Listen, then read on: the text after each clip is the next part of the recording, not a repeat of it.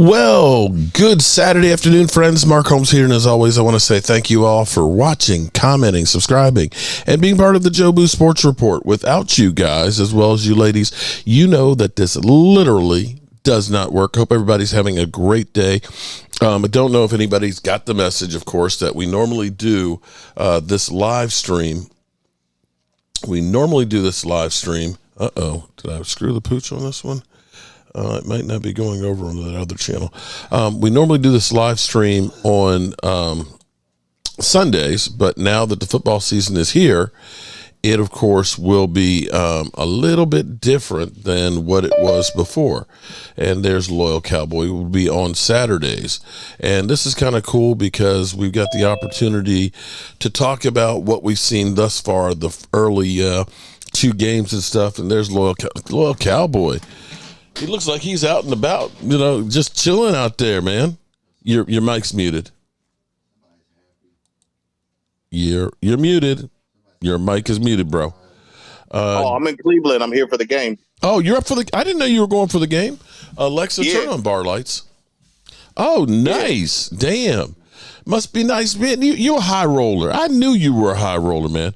I was close to home, so... Oh, that's true. I forgot. You were, you were close up that way. So how's the weather? It's not bad degrees here right now. Okay. It's good fall weather. I like it. It's not too hot. It's not too cold. It's just right. Well, actually, it's kind of gotten chilly here on the East Coast. Should have known Leo would be coming in early. It's actually kind of chilly out here. It's only about 70 degrees today, which is, for September. Usually we have an Indian summer worse than the 80s, up to 90 degrees and stuff. So it's actually a little bit cool. Look at that shit-eating grin from Leo. I should have known. I should have known. Hello, everyone. Hello, Mark. Hey. Bro. Okay. I'm good. You know what I'm saying? Hello there, Mark's son. How are you? No. But Great day. What happens? If we lose the first game, we have better record. Actually, if we don't play the Giants the last 15 years, we're losing the game. I'm just saying, though, if we... So, okay, since, we've got our game tomorrow, okay, so... we have to talk about our Cowboys. I'm going to ask you, Leo, just thinking about the Eagles, I'm about to go to sleep here because I was up late last night, late the night before and stuff. And you Eagle fans, I guess you're feeling great right now.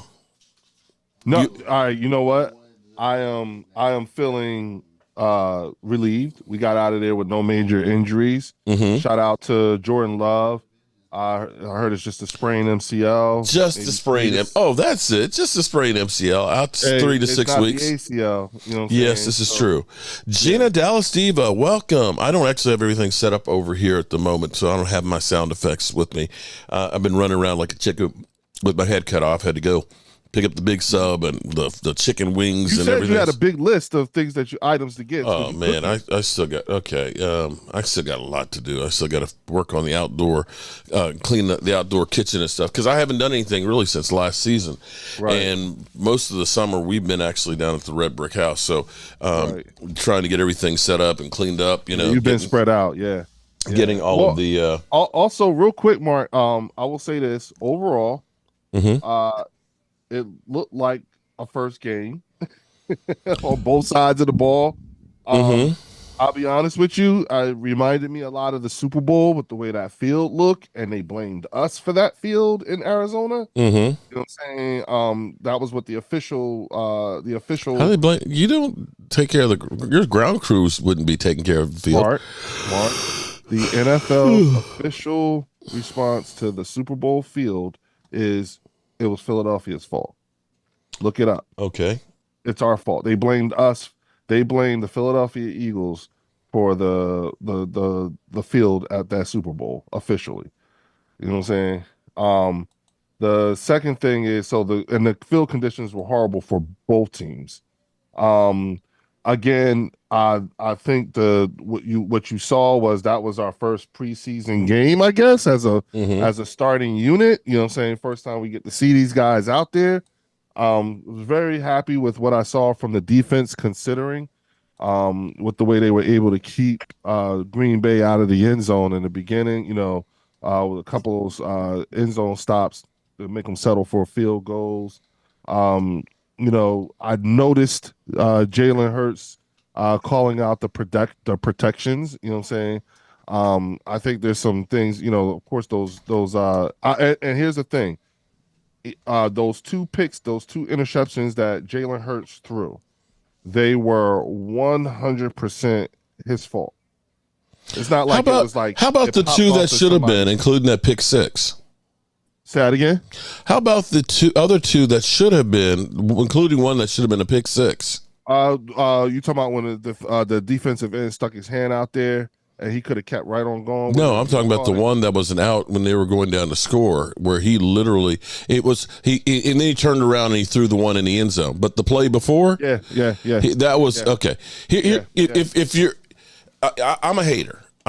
I don't like the Eagles and stuff. But if I'm going to go ahead and try and put on my non-cowboy blue glasses, right, and look at that game, here's my thoughts. If you're an Eagle fan, to worry about: one, you got the game, you won the game, and that's all that matters in the end. Mm-hmm. Yep. You got out healthy. That's the second thing that matters. Now, if I'm looking at it and saying things to worry about for your team, one is the pass rush. I think you miss Hassan Reddick quite a bit. Your run stopping defense. I don't want to say that all coming off of a field like that. Okay, all right. I'm just listen. I'm giving you my opinion. Okay, right, and my opinion doesn't mean anything. Okay, I'm Joe the fan. But here's what I saw was early on. You guys were good at stopping the run. Yeah. But then later on, not so much. I don't know if that's conditioning. Where Jordan Davis is good early because he looked good early, but not so much in the second, later on. And it may be that they were doing more passing. But you weren't getting to Jordan Love pressure-wise. No, I mean, I ain't gonna lie, Mark. I told you that's why it reminded me of that field in the Super Bowl. Mm-hmm. Okay, but the field's on both sides, right, Loyal? Yeah, they're playing the same field on both sides. Yes, but and both sides look shitty. Okay, all right. Okay. Again, can I give my analyst my opinion of things to worry about? I'm just saying, Mark. I'm just saying. Okay. You know how ugly, like it just as ugly as Baltimore. Okay. Let me finish, and then you can answer all the things I had. Okay. Right. I'm going to say your secondary is not good either. It definitely needs. I'm going to say your defense. That they had some good stops and stuff early because, Jalen Hurts turning it over, which was great for you and things. But I'm going to say that, Jordan Love, I don't know if he was having problems in that game early. Yeah. I kept looking because he kept looking like he was falling away every time. He was not stepping into the throws. And he was way off. Huh? You saw them with the guns? I'm going to say this, though, Leo. I think Blankenship, he's the one that saved the game for y'all. Yep. That safety. Mm-hmm. Yep. Interception, that's when the game turned around. Yeah. It was when Blankenship had that interception.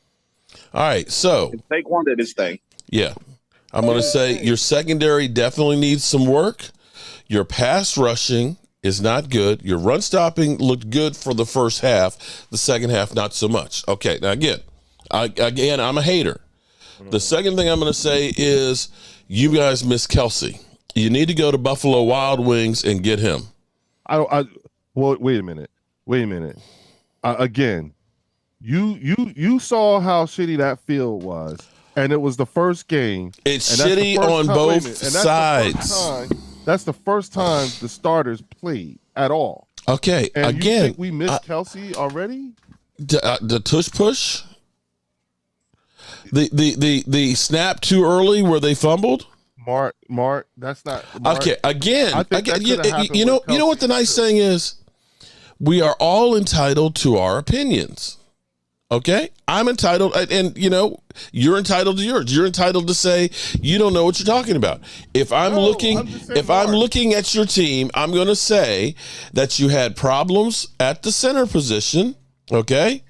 And your quarterback is going to be a turnover machine. Okay.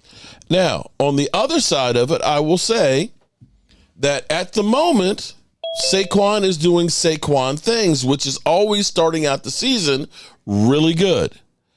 The question will be is, will he be able to continue? Because without Saquon Barkley, you don't win that game last night. Correct. Okay? So that's me just giving you my thoughts on what I saw. Happy that you got a win, and that really, I'm not going to say that had to be a must win, but since that was counted as a home game, you really needed to win that one. Hello. Thomas Garrett, how are you doing? Dustin Roberts, how are you doing? Where you at, Thomas? And Chris, is that Chris sir. May over there? Chilling. I just got back from the Hall of Fame. Oh, nice. Yeah, Hey, they got Mark. this man called Dina's Pizza over here. It's off the hook, man. Okay, cool beans. That's right, Lloyd. You going to the game tomorrow, right? I didn't know. Yeah. Yeah, Thomas too. That's right. That's right. Yeah. I forgot. Okay. Well, look, Mark. I will say this. I don't want to count. I don't want to count yesterday as saying we need this or we missed this one or because that was just a horrible game. Mm-hmm. And Oh, again, it was ugly. First time, and it was the first time them starters had ever been on the field like that. Yeah, but for you live could. time. But hold on, bro. Hold on. No, I just want to see some more. Stop. Okay. Because you could say the same thing about Kansas City and Baltimore. Mm-hmm. Okay. Yes. I can look at the quarterbacks in those two games and say those two guys were balling. Bro, all four teams. Listen. I'm going to say we are not, it looked all like four teams okay. look It terrible looked in their own like way. Baltimore and Kansas City were playing chess, and I wouldn't even say that was checkers last night. Well, that's you wouldn't say anything because it's the Philadelphia Eagles. No, The thing about it bro. is that I will say this: for our team to go into that game shorthanded, I like the fact that it was a test of depth. I like the fact that I was looking at everybody's body language. I was paying close attention to that to see what does everybody look like when the chips are down. Are they chirping at each other? Are they getting mad at one another? But here's the key thing that I've got to say to you, bro. Mm-hmm. Here's the key thing I have to say to you. Shout out to BetUS, who's actually this video is brought to you by BetUS, and they have right now as we speak, bro. I know you're scared. I know you're scared. Money ain't making no money, but that matching has gone up to 150%. I heard 150%. And here's what I'm going to say. See, I don't recommend something that What's the I promo would. code? The promo code is YouTube 150. Okay. And see, here's what I'm going to tell you, Leo. I'm going to tell you this right now because I would not do a sponsorship for something I don't believe in myself. I don't And think you would either. here's how much I believe in it because I was wondering when I picked up the big sub. I was talking to my dad because my dad was asking about online gambling. And I said, we can set your count up today. He's like, oh, no, I got to think about it. I said, okay. He's like, well, how does it work? Because, we used to do parlay cards and things like that years ago. Like 40 years ago, he would get them from work when he worked at the post office and stuff. And then he had the friendly bets and things. So I was explaining a bunch of it to him and everything else. And he said, well, we can set it up another time. We'll do it next week and all that, right? I said, okay. I said, well, Dad, when you're ready to do it, I'll set it up for you and stuff. And I said, in fact, Dad, what I'll do is you can call me your bookie. And so as I was leaving, he said, well, here's my credit card. He said, why don't you set up the account and let me know? He said, how long does it take? I said, Dad, it takes a matter of minutes. It's like, well, how do I get paid? I said, we link it to your bank account. So when you download, it goes right directly in your bank. He's like, that sounds pretty easy. So I said, Dad, listen. I said, if you put in $1,000, I said, what? $1,000? I said, you're going to get $1,500 to go with it. He said, I ain't getting it. He said, I'm on fixed income now. He said, how about you do it with like $200? I said, okay, we can do it with $200. I said, we're still going to match it. So I said, look, Dad, I said, so you can go ahead. You got $300 right there that you can bet. That's house money. He said, well, that don't sound so bad. So Leo, what you going to do, bro? What you going to do? Just sit here and listen to you tell me these stories about you and your dad. I think it's great. He's 86 years old and he ain't scared. Yeah, man, my grandmother's 90. Damn. Okay. Look, my dad ain't scared. Are you scared, Leo? Look, bro, had you listened to me last night and put that $100 on, you would be $100 richer right now. That is true. I told you, bro. I told you. You know that? That is true. And here's what's even better. You could have been betting with house money and doubled your house money with that last night. That is true too. So what you waiting for, bro? The link is in the description. It's the smart move. There you go. Yes. I'm waiting for it. Look, but you already missed out on 1 week. I told you. I'm gonna show you a receipt. Okay, all right. So, and anybody else want to get on that, let me know. Like I said, I'm going to be making the account for my dad after we finish the live stream here, and I know he's going to be putting his money on the Cowboys. He's going to take the 2.5 points. Money on it.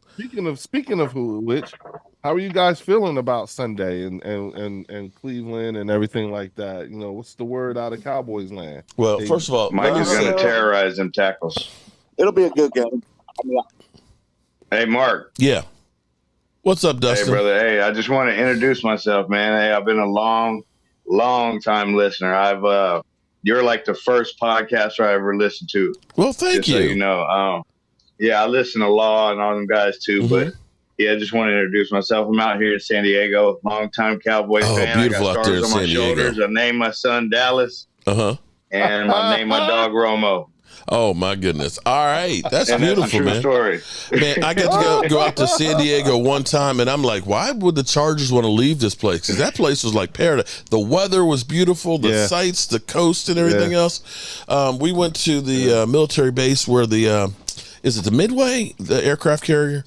I can't remember which it is, but Midway. Man, yeah, the Midway. It's Midway. Yeah, went out there and did the tour in there and stuff like that. Let me say shout out to anybody watching on my original channel. Yeah, Coronado, right. Yep. But they have the Midway aircraft carrier that's there. Yeah. And so I remember we went on a house tour in La Jolla, you know, and we took a look a look at a couple of houses out there. It was pretty nice. They're expensive. You got to have some money to hang out in San Diego. I do some business down in La Jolla. Yeah, I was like, yo, what the hell? Big money. Yeah. All right. So moving on past, Leo says everything is great. They love Kellen Moore.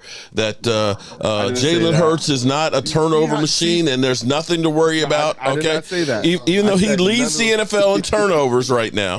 Thomas, you hear this? Jalen Hurts leads the NFL in turnovers. There's nothing to worry about with your team, okay? And they look like they picked up where they left off last year. That's right. Okay. I hear it. I'm listening to every last. Oh my goodness. I didn't say any of those things. All I'm saying to you is that the way it's difficult to make any really real critical assertions about the team because of the way that field looked, and on top of that, I feel like we didn't get the best of Green Bay. Not what y'all got. You know what I'm saying? Okay. Hey, Mark. You know, so I think in the field had a lot to do with that. I'm not making any excuses. You know what I'm saying? But I am grateful that we got. Hey, you saying you're not making excuses, but you just listed off the excuses. Right. No. Chris, everything that I am saying is the same thing for Green Bay. It's not excuses. Like, come on, dog. Both those teams did not get to do what they normally play that. Like, it was just matter of fact, if you look at the day before, those two teams look terrible. It's the first game. So I can't tell you that I miss Jason Kelsey. You know what I'm saying? Because who's to say that maybe Jalen and Cam Jurgens just need a few more snaps together when it comes to the tush push and everything like that. Yo, you're gonna have to go through something. You know what I'm saying? Hey, Leo. Yo. Hey, just answer me this question because I've been asking this in all kind of chats, man. Like, hey, you don't think it's gonna be a drop off losing arguably the best center of all time? No, absolutely. But you know what though? Yes, I do. I just don't know to what degree. Okay. And the only reason why I don't know to what degree is because at least they were smart enough to make the transitional plan enact that 2 years ago. Cam Jurgens is not a rookie. He made the Pro Bowl last year. I'm gonna say though, you did have some problems in protection there. No, yeah. Again, all brand new stuff because guess who's calling the protections? Jalen Hurts. He's never done it before. Okay, So I'd like to see this. I'd like to see some more. Like, yeah, I'm expecting mistakes. I'm not expecting everything to be right. I'm expecting a drop in between Jason Kelsey and Cam Jurgens. But the one thing I will say is that I don't think it's going to be as bad as it could have been if they hadn't had this guy on the field for the last 2 years. Well, I'm going to say that your fearless leader was worried a little bit last night. Let's go to the tape for a second here. Who's he talking about? US. The link is in the description. Check it out. Join today, and I'll see you there.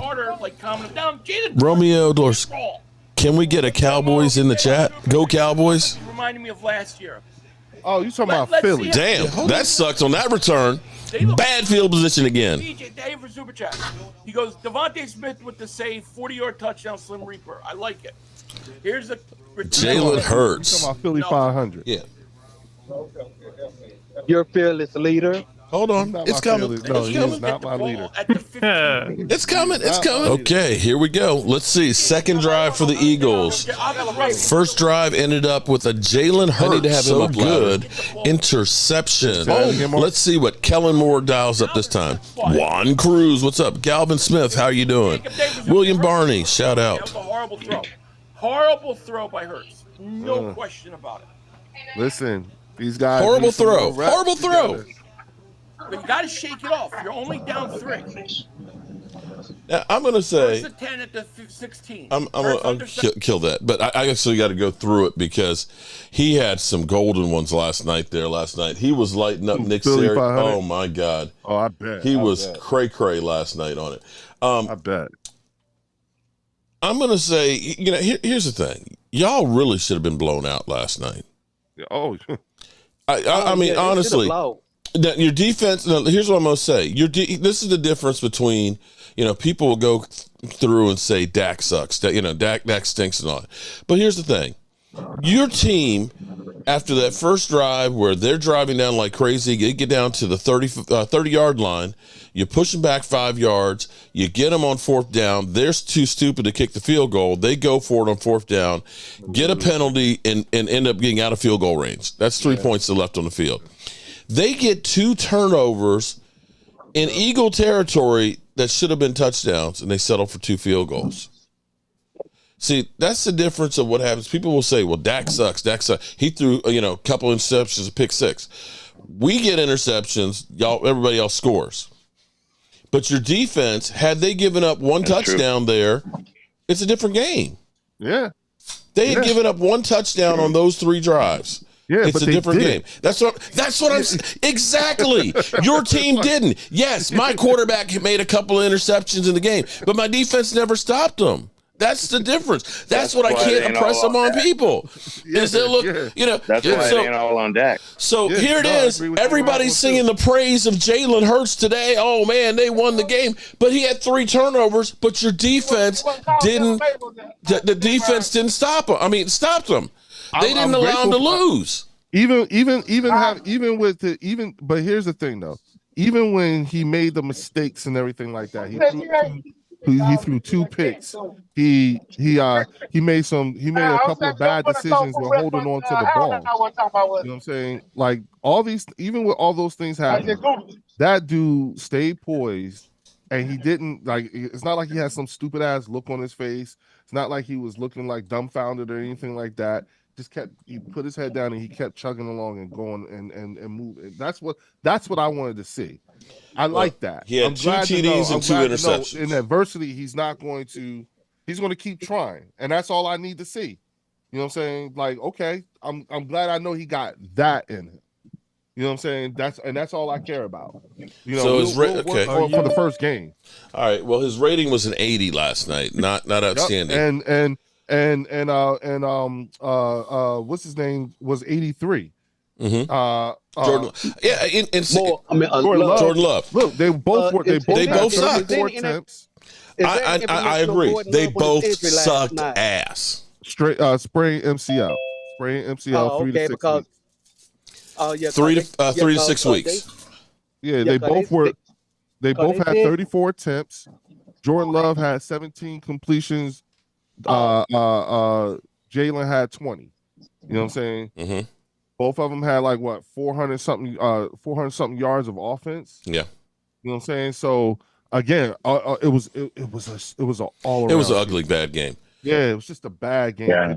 That's a weird That first game is Russ game. Yeah, I always and I said throughout the week, if there's ever a game to lose, but you know what the funniest thing is? Good team, it's the first game because it's the first time y'all all being on the field together. Yeah, but the funny thing is you can take any game. I don't care if it's a blowout or a close game, and there's about 4 or 5 plays that literally determine that game. Yeah, there's a show called Turning Point. Right, and you could literally look at if that first drive. I think if Green Bay scores in that first drive, that changes the whole game completely. Or that second interception, if they score, that all of a sudden that's beginning where that whole thing just shifts. Or to Loyal's point, what if Reed didn't get the interception? True, right, exactly, and that's what's crazy. The difference between winning and losing is so small that it can literally go either way at any point. So, I enjoyed watching the game last night, and I enjoyed having it with all the people and stuff in here. Thomas, are you going to the game? Saquon too. Yeah, are you worried about Saquon? Because during the offseason, you kept saying y'all not going to rely on Saquon as much as the Giants did. Where he y'all relied on him a lot. Derek, did you see that field last night? He ain't gonna make it if you keep those using field conditions required that. I don't think that's. I'm sorry, bro, but ask me again after week 2. You know what I'm saying? Because I've been telling everybody here, like, that game for both teams, as a matter of fact, for all 4 teams, is horrible. You know what I'm saying? It was here's the thing that history-wise, and I don't know if it's going to hold true or not, but with Saquon, he always starts out the season well, but he goes downhill. Now, Thomas, are you going to the game? You gonna stay woke? Yes, sir. I was going to say, I was like, if you're at the Pro Football Hall of Fame, you're only a couple hours away from Cleveland. No, we downtown Cleveland right now. As a matter of fact, we're ready to pass the stadium. Oh, okay. Well, I thought you said you just left the Hall of Fame, but okay. Yeah, we did. Yeah. We did. Hey, Thomas, you need to come over here to this place called Dina's Pizza. Say what now? There's a place I'm at. There's a little sports club called Dina's Pizza, man. They got some good food over here. Venus Beach? Dina's Pizza. Venus Pizza? I wish I had Game Time on here. We went to Deep dish pizza? What? Oh man. Venus Pizza. Yeah, a buddy of mine said he had Venus Pizza. Me and Game Time went up to a sports bar that was right on the water. About a mile away from the stadium, and we had some fantastic food, and it had an outdoor seating area that was just incredible. The views were nice. I mean, they had like an old train bridge that's like up in the air and stuff that's up in there that's rusted out, but the looks of downtown Cleveland, it has changed a lot over the years. So has Kansas City too. Yeah, well, we were at Kansas City for the draft there 2 years ago. And wait till you see Nashville. Jesus. I'll tell you what, Nashville, that is a straight up tourist trap. I'm sorry. I'm gonna be up here for a minute, Thomas. What you talking about, Leo? That's my home city. What you talking about, man? Just like all you when you go to Nashville, all you see is cranes. And you just see cranes, all these buildings being built. Like it's just blowing up. Take it easy. It's crazy. You can see it. You can see how much it's growing. You know what I'm saying? Yeah. We're growing, man. Yeah. All you see is cranes. You know what I'm saying? Building, drop that cement, all that stuff. You know what I'm saying? Because they're building a dome down there for the Titans. Yeah. Damn. Yeah. See, the same thing happened in Kansas City too. It's like, God damn, and of course all that NFL money. And also for my industry as well. My industry is really bustling in Missouri, on the Missouri side of things.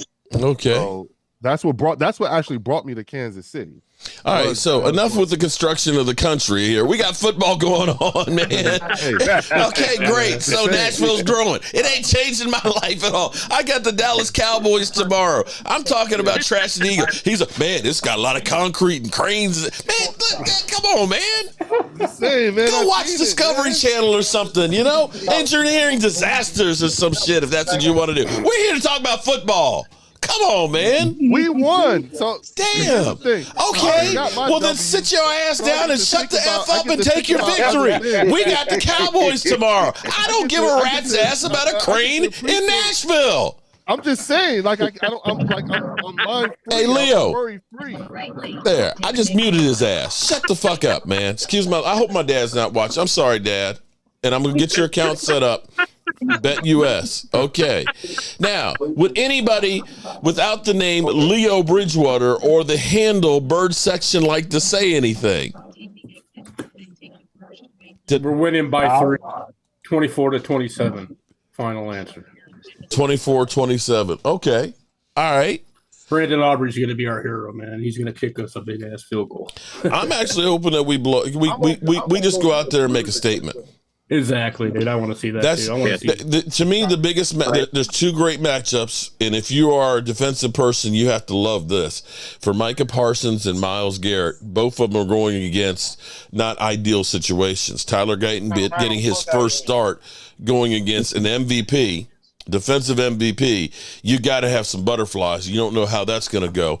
And you've got the Browns, of course, with their left tackle who's coming back from an ACL playing right tackle, which definitely can be a position where Micah Parsons feasts. But then again, we don't know where Micah Parsons is going to be. The assassin.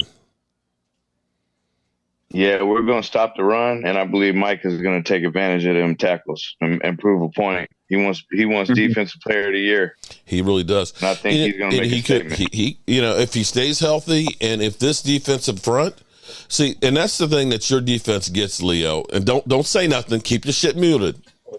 The thing that I will say is your defensive front has the potential to get penetration, and that is key to be able to stop that run. You got problems with your linebackers, although Nakobe Dean did make a good couple of plays in there. I'm still not sold on his ass, but be that as it may. I think Bond was all over the place too. Got to give him his flowers. Who? Zach Bond. He was killing him. He was balling out. Yep. Even though it was a bad field, though, right? It wasn't affecting them, though, right? But I will say that I'm sorry. I am not with the whole international games. To have your quarterback get injured, have to be on a flight for 11, 12 hours before you can even get him checked out, that's kind of crazy. And for a field the way that was, man, that literally was worse than FedEx Field, which is one of the worst ones. I haven't seen a field that bad since, remember when the Steelers had the field that was so wet that the football literally stuck into the ground? Literally, Mexico City was really bad. Yeah. The Super Bowl. Oh, your battle cry. Who's the Super Bowl? We got robbed. No. Because Kansas City was out there too. All I'm saying to you is that come on, bro. You saw that field. That field was horrible. It's like a slip and slide, man. Yeah. Was it the field or they had the wrong cleats? It's the field, dude. It's the field. I don't even think even having 2-inch cleats would have. Derek J, the official and officially the NFL officially put the blame of the field in Arizona on the Eagles. They said it was our fault. But you know what, Leo? You know what y'all should have did? Y'all need to blame y'all need to blame the equipment manager. Absolutely. The equipment manager, he should have been smart enough to say, we're going to another field. We need to make sure we got the right there. I don't know, man. I blame Roger Goodell for that, really. That was one of those ones that, they have to, if you're going to do that, you got to really have better conditions. Hey, man. Than that. Whoever they sent. And not on. Damn. Whoever they sent down ahead of everybody else in terms of making sure everything was right, the whole 9 yards, whoever that person is, that's the one I'm holding responsible. They need to get fired like the Commanders content creator. Say what? I said he needs to get fired like the Commanders content creator. That man is. You can tell he was on an interview. I don't know why he didn't tell us. Well, no, what it was I bet you she was hot. Okay, I bet you she was looking good. He was thirsty. Oh, she's enjoying what I'm saying. Let me make some more shit up and say. Those questions were interview questions. She's like, oh, really? So what is it like, baby? Them football players, they ain't that bright. He was thinking he was gonna get some. Okay. She said something. Now let's go back to what you were saying a little bit ago. Can you explain that further? Like that's an interview question. Why didn't you understand? He saw the tatas and was thinking, I'm going to get lucky here. I got to make myself sound like a big shot. Like, I'm the fixer here to make the shit shine with the Commanders and all that, okay? He literally, he was, hey, man, I'm on, you got to look at it. Look, he was kind of pasty. You could see he did not get out a lot. I mean, not that I'm saying that being a content creator, because I am one. He looked like he's been in his mama's basement for a long time, okay? And he finally, man, I got me a hot date right now. Let me get it. Okay. That's what I think happened. I'm telling you, that's what I think happened.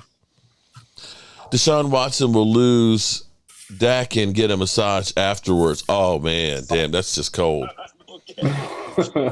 So now here's what we realized. After watching that game last night and looking at the looking at the Green Bay Packers, I'm pissed even more about the way we lost the end of the season.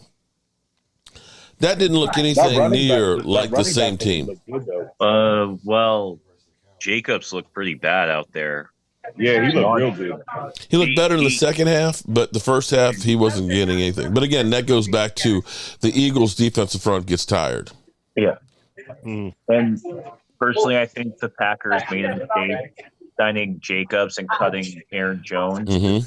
So Aaron Jones is still better in the Magical Elixir. Magical Elixir. You want to see some magic, bro? Hold on. Magical Elixir. Let me give you some magic here, buddy. Boom. You're out of here. How about that? These people is crazy. Okay. They just want to come back at everything. When I grow up, Mark, you're not a content creator. Is this content? And I created it. I'm a content creator. So if you don't like it, dude, get the hell out of here. These people are tired. You don't create content. You just make videos. That's the same thing. These people. It's like, the one I get is, when I say that I'm new media, right? Okay. You're not media. Wait a minute. It's called social media. Okay. Social media. It doesn't matter if it's social media. If it's media, it's media. How stupid are some of you people? Okay. I'm sorry. I digress. Julian up here playing PlayStation and shit. Playing some Madden, and I'm using our boys versus the Browns. Okay. And what's the simulators got? Hey, Chris, what you delivering over there? I'm up 14-6 second quarter, so we got 2 sacks on Deshaun. So that's going to be an interesting one to see how Deshaun. Going to be just like that. Deshaun Watson, because being in Cleveland, does not get a lot of games on TV, so he doesn't have the national audience. Think back to 2020. Right. When he had that great season number-wise, Linda, you're 100% right. Shout out to Linda. I attract the trolls like flies. I guess they're saying that I'm the poop emoji, and that's why they're flying here. But think about 2020 when they said that he's a top 5 quarterback, even though it was a 4-12 season, and he had 30 TDs and like 4,800 yards passing, and it's like, oh my God, he's the greatest thing since sliced bread. Since that time. He's had, been injured a lot. He's got 14 TDs and 9 interceptions. So this will be a big game to be on nationally televised game for a guy who is due $73 million the next 2 years, fully guaranteed. You can watch him. He clearly ain't the same player. No, I don't know what happened. No. This is where you wonder, because think about Deshaun Watson, yeah. Well, they just he's had a shoulder injury. Something was happening earlier in the week. Right? Well, yeah, he had shoulder surgery in the offseason again. But see, here's the thing that's interesting to me is it seems like we anoint guys after a great season, and you start to wonder, is this the exception or is this the rule? Because if you remember, like Justin Herbert, his second year, he was off the chain. I think he had 38 TDs and like 5,000 yards passing, and everybody's been, oh, he's elite. But then you look at the next 2 years, it's really been average. And that's the same thing with Deshaun Watson. You look at that year, 2020, he wasn't bad the first couple of years, but now he's kind of fallen off a cliff. You could look at that with, say, Carson Wentz. His second year was fantastic. Was that an aberration? Or what? Because the other years, he didn't look anywhere close to that. Yeah. So this is where, again, I know that they were working on Jordan Love's calf last night. Maybe it was cramps, but his mechanics looked terrible last night. I don't think he was ever comfortable. He didn't. He started out slow last year. Whether he was pressured or not, he was always looking. He was falling back. I don't think he could ever plant like he wanted to. You see what I'm saying? I understand that, but falling backwards? Yeah, you said his mechanics were off, and I'm like, well, he was working on them last night before the injury. I don't think he could. Well, this is a question of think about the season that they had. The first half of the season, he was not good. He got hot the second half, and they played really, really well. So the question is, which Jordan Love is it? Well, right now it's going to be the on ice Jordan Love. Yeah, it's going to be the one we're not going to see you. and so you just have to start looking at that and saying, okay, what's their season going to be like? Don't you guys have to play them again this year? No, we don't play them. No, how long is he out? 3 to 6 weeks. 3 to 6 weeks. He got lucky. Mm-hmm. Yeah. Very lucky, and they say they're going to get a second opinion. They are pumping up Kellen Moore in this chat right now. Pumping him up?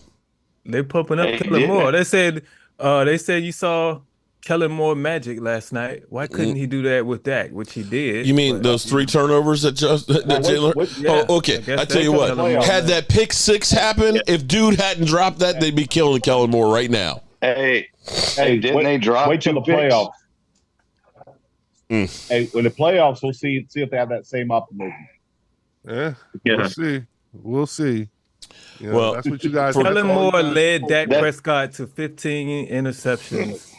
That was Kellen Moore. That's Kellen's track record. Is taking chances. Mm-hmm. And he showed y'all who he is in the first game. There you go. All those for the Packers, their next 6 games, they've got the Colts, they got the Titans, Vikings. Really need that to happen. They've got the Rams. We don't. They got the Cardinals and the Texans. It already happened. We seen it. No, I'm saying y'all need that to happen to us. You got to have some kind of vindication. Needs to happen. We lived it. We already vindicated him what he did last year. The man got fired last question, though. I have a question for you. What happens if we go to the Super Bowl and win? Then what? What? What happens when we go to the Super Bowl and win? Oh, you just killed it now. When? You just jinxed it. What will the narrative? Hey, hold on. Forget that question, bro. I will eat every word I said. No, bro. We asked you about your judgment on the Eagles yesterday, and you was like, the grass was bad. The grass is bad. And now you asking us, what if the Eagles win? Come on, dog. We don't give a fuck. I hate when y'all do that. I hate when you say something that don't sound like me. I really would appreciate it if you're gonna quote me, make it sound like me. Don't do that. I'm not here. Please don't do that. I'm not here to sound just like you. I don't care what you hate. I don't care. That's just terrible. You just like mess up the whole thing.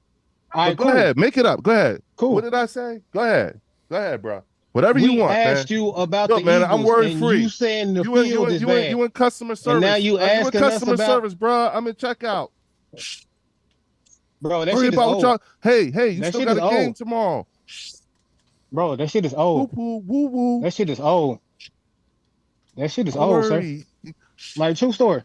Like, I've been at work listening to you talk about the Eagles on the Cowboy Network Yeah, Like, yes. a lot. Go back to A work. lot. Go ahead. Go deliver. Go ahead. Hey, if we met in person, I wish you would be this disrespectful. Like real shit. Oh, Now, you started off when you started making. Come on. This is a family rivalry now. Come on now. Football. Just chill out, though. Look. Okay. Y'all got a game tomorrow. I'm done. We're good. We won. All right, we'll leave. Man, we gonna get out of here. Leave. We I'm won. gonna see you in the hospital. We gonna get a high. Yes, sir. Yes, sir. Let's get high. Yeah, no, come on now. It's just a friendly rivalry here now. Okay, so Leo is obnoxious. Okay, and we know it. We know how birds are when they win. That they are the greatest thing ever because look, they win a sloppy ass game and get lucky. Yes. Their quarterback has 3 turnovers that should have been 5, and now Kellen Moore is a genius. And he's talking Super Bowl after week 1. No, I asked you what happens if we go to the Super Bowl and then win. What would bro? Just the fact that you said, "What if?" We go to the Super Bowl. That defense ain't gonna bring you there, bro. Seriously. Because all I've heard is how bad Kellen Moore is. I've heard every. Oh, wait, hold on. Wait. Hold, bro. We didn't say he's bad every single game, but there's going to be times, those playoff losses that you want to strap on Dak Prescott. Guess what? He was the offensive coordinator for a bunch of those. Mm-hmm. Yep. Okay. Ezekiel Elliott hiking the ball. Y'all laughed at us. Yeah. That's Kellen Moore. Yeah. We just telling you what we've been through. Well, that's all. But again, all I'm asking is if you guys keep taking me down that rabbit hole, can we at least one time go down the other rabbit hole? What rabbit hole? What, the Super Bowl rabbit hole? This is weird. Rabbit hole. Most of these guys didn't start in the preseason to play, so they're getting acclimated. Yeah, right. And number 2, and here's a crappy field. And mind you, the Packers played like crap. Mind you, Leo. Hey, Chris, Leo, hold up, bro. Hey, bro, you can stop speaking to me, nigga. Whoa. Fuck all that bullshit. Okay. But let's calm down. You, Leo, nigga, don't speak to me then. Oh, really? Okay. Yeah. Okay. Hold on, both of you. But guys, time out, man. Anybody see the game yesterday, boy? Time out. Yes, I did. That's why it got Bobby Beninsky. Shout out to you for the super chat, buddy. I didn't watch at him. I don't even feel that was a fair matchup, to be honest. Chris, it looked like Arizona in the Super Bowl. But here's what I'm going to say. I've never seen 2 teams play so bad and put up 30 points. That game was weird. Right. It really was. Over 800 yards of offense. And so no defense. No defense. Not good defense. Yeah. Okay, so that was terrible. Dak's gonna tear that defense up.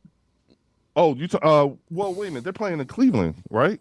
No, he's talking about when we play you guys in the future. You know. Oh no. Well, let's wait till you get to see everybody. I want to see everybody because Game Time was the one who told me about Devin White. I had no idea that even happened. That he was injured? I thought he was the savior. No. I didn't. Dustin, it's brand new news to me. I had no idea. So I'm still trying to figure out what exactly happened. What did they say to him? And what did he say back? And who was he yelling at? And did they was it a real fist fight or what? What was going on? I missed all of that. I want to know. Okay, I missed all that. Yeah, no, Game Time was telling me. He said okay. They came up with some kind of phantom injury. And then all of a sudden he couldn't travel with the team. Yeah, I heard that he was injured and he wasn't traveling with the team. I didn't hear about a fight. Yeah. No, Game Time ran it down. Doing all right. I heard it was because he lost his job anyway. Right. Yeah. You know what I'm saying? So he felt some kind of way. Hey, yeah, I like that shirt. Awesome. Mm-hmm. So I want to know. I like it too. It helps me out a lot. I just don't know, it's I didn't see anything and I didn't read anything. No problem. So I don't know. You know what I'm saying? So for me, I want to know what all happened and what's the situation with Isaiah Rodgers? You know what I'm saying? What's the update? Okay. All right. Screw the Eagles. Screw the Eagles. Okay, I know. I don't care what you're saying, man. Okay, we'll deal with that next week. We got the Cowboys playing tomorrow, man. You guys don't play till next Sunday. We got plenty of time to figure out your dysfunction later. All right, so how about this? Isn't Cleveland's defense like a top 10 defense? Yes, and isn't the Dallas Cowboys offense the highest scoring from last year? That's all I keep hearing. Cleveland's defense, they top 10 defense. How about that Cowboy offense with no names? Hey, Mark. Hey, Mark, that's with one receiver like they always talk about. Cowboys, they ain't got nobody. Somehow they scored, 5 points more than your team did, Leo? And you know what? The last year the Cowboys had a without problem. Kellen Moore. The Cowboys had a problem last year picking up like 3rd and 1, 3rd and 2 on the ground. True. And that's I think that was due to the center, so that's going to improve this year, I believe. Everybody's sleeping on Cooper not Beebe. having- He's going to be dominant. Yeah. Nah, man. Mark been running Cooper Beebe like all season. I think Cooper's going to be all right. Listen to me. Listen. I was right about Dak Prescott, y'all. Hey, Mark, I ain't taking that from you. I'm just saying, you know what I'm saying? Cooper Beebe's name's been tossed around here quite a number of times. I tell you what, as opposed to Biotish, who was always so high up, he'd literally get lifted up and dropped in Dak Prescott's lap over and over again. Cooper Beebe, that he's young, he is strong, and he works with leverage. And he always has that smile on his face. Yeah, that lower center of gravity he has is pretty good. Yep, definitely. You can tell he loves the game. Yeah, he loves to get dirty. Okay, he loves to get down and dirty. But he comes from a football, or sports family, because even his mom does sports and everything else. I got a chance to talk to his dad and stuff. He's real cool people. I've been, and I tell you what, it's been a great week for me because my old channel came back. The one you lost. My original channel is back. How? You know what? I think YouTube woke up and said, why are we blocking these channels that have content that could be out there making money for us? So it started kind of like a couple of months ago where I started seeing my old channel on there. It was like a tease, and I'd click on it and say, this action isn't available and stuff. And then my icon popped up on it, and I clicked on it and said, your channel's been terminated. You have until like May 15th, 2024 to appeal. And I'm like, it's freaking June. Why didn't you tell me that 2 months ago? Right. And then I happened to, with my other channel that I made to help, as YouTube help, trying to give tips to people starting a channel. I clicked on it and it says your channel's been terminated, but you can appeal. And I was like, there's no date on it. I clicked on it. In 2 hours, the channel was back with still 26,000 subscribers to it and every single video that was on it. Nice. What? So, there's videos because I can't content off of there now. You can now download it. Yeah. Well, it's about 4,000 videos though, so it's like where I'm putting on.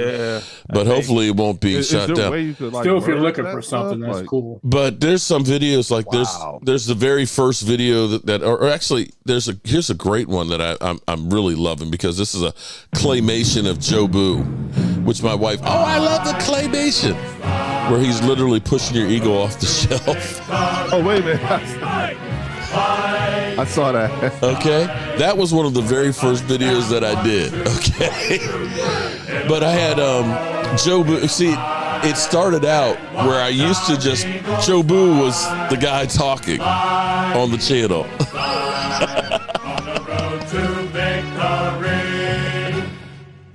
E-A-G-L-E. Okay. But it used to be the channel was really all about Jobu because I would just kind of like have Jobu and hold the camera back here and act like he's talking. So we have there's a video there where he goes up to Emmitt Smith and starts talking to him about his business, Pro Viva. And it's like a 4-minute interview with Emmitt Smith that Jobu's doing. I've got it with like Michael Irvin and Kurt, what's his name? Quarterback, Hall of Famer. But it's crazy because I forgot about all this shit that used to be on that channel. So it's really kind of cool to bring back some of that stuff, resurrect it and things.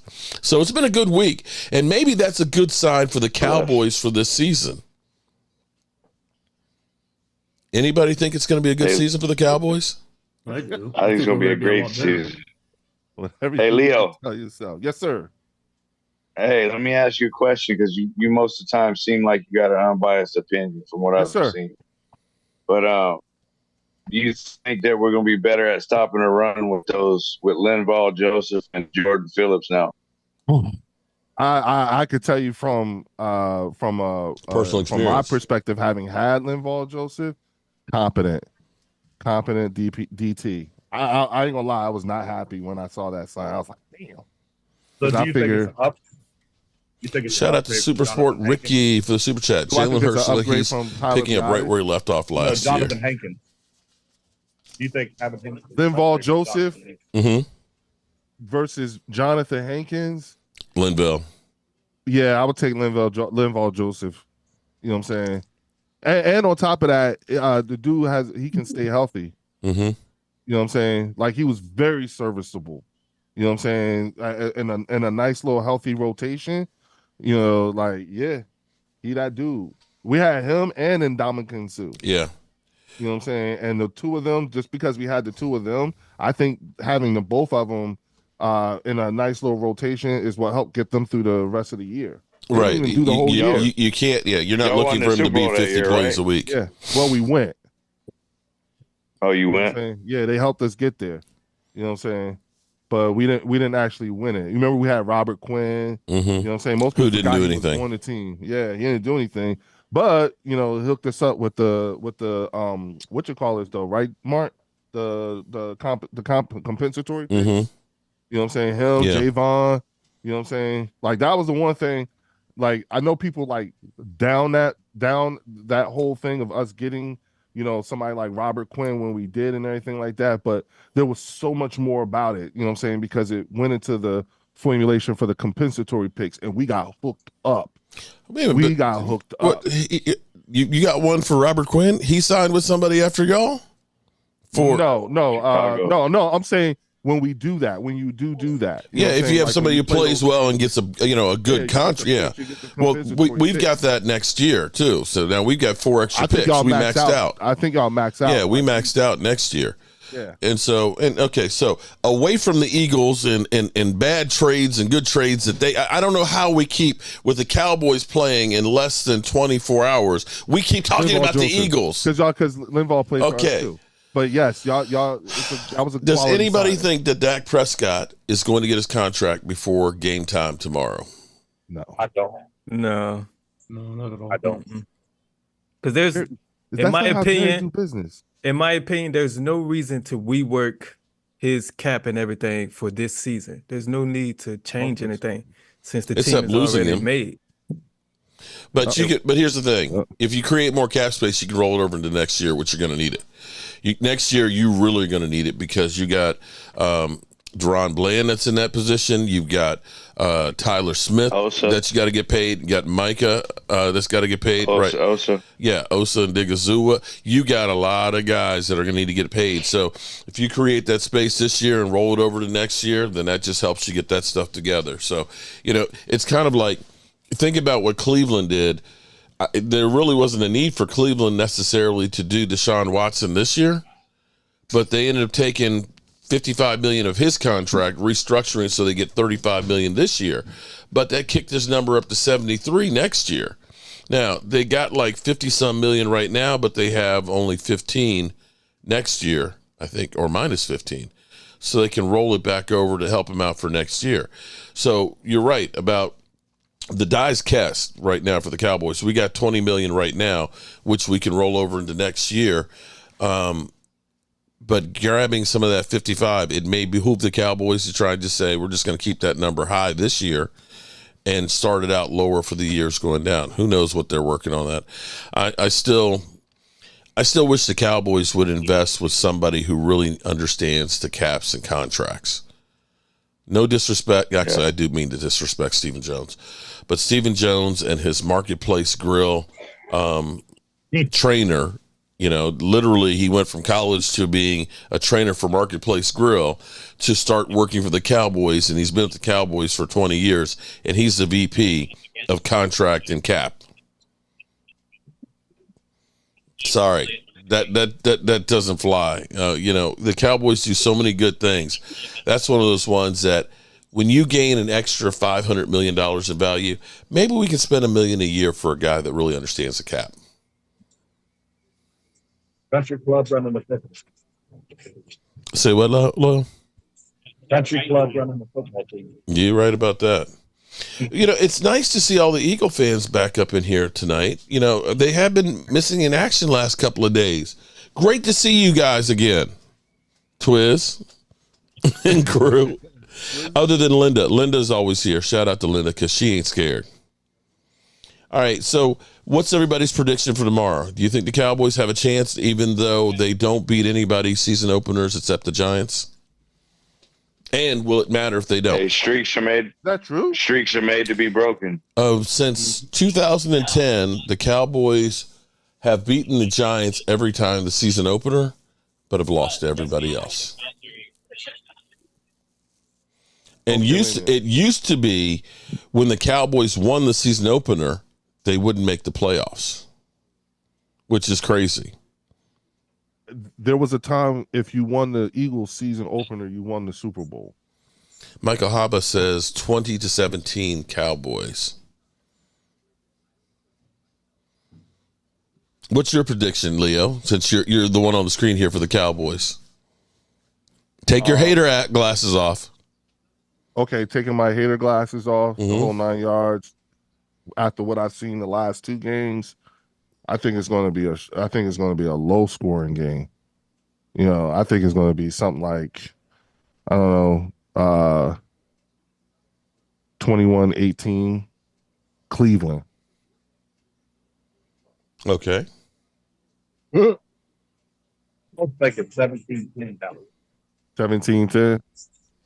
I think it's going to be 24-13. Dak pulls it away and end. Yeah, I'm going to go 24-16 Cowboys. 24-27 Dallas. Aubrey's the hero. Who's your running backs now? Tony Pollard. No, Tony Pollard's going to Tennessee. Zeke and them. Well, Zeke Cook is still. That'll Zeke, Cook. But Cooks is still on the practice squad. Deuce. Oh, so Deuce Vaughn did make the team. Yeah. That last preseason game, he went off. Squad. Oh, okay. Okay. He's on the practice squad. Okay. I thought I hope they thought give Deuce a chance. Yeah, I thought the talk was he wasn't going to make the team. Okay. I can't wait to see the line options.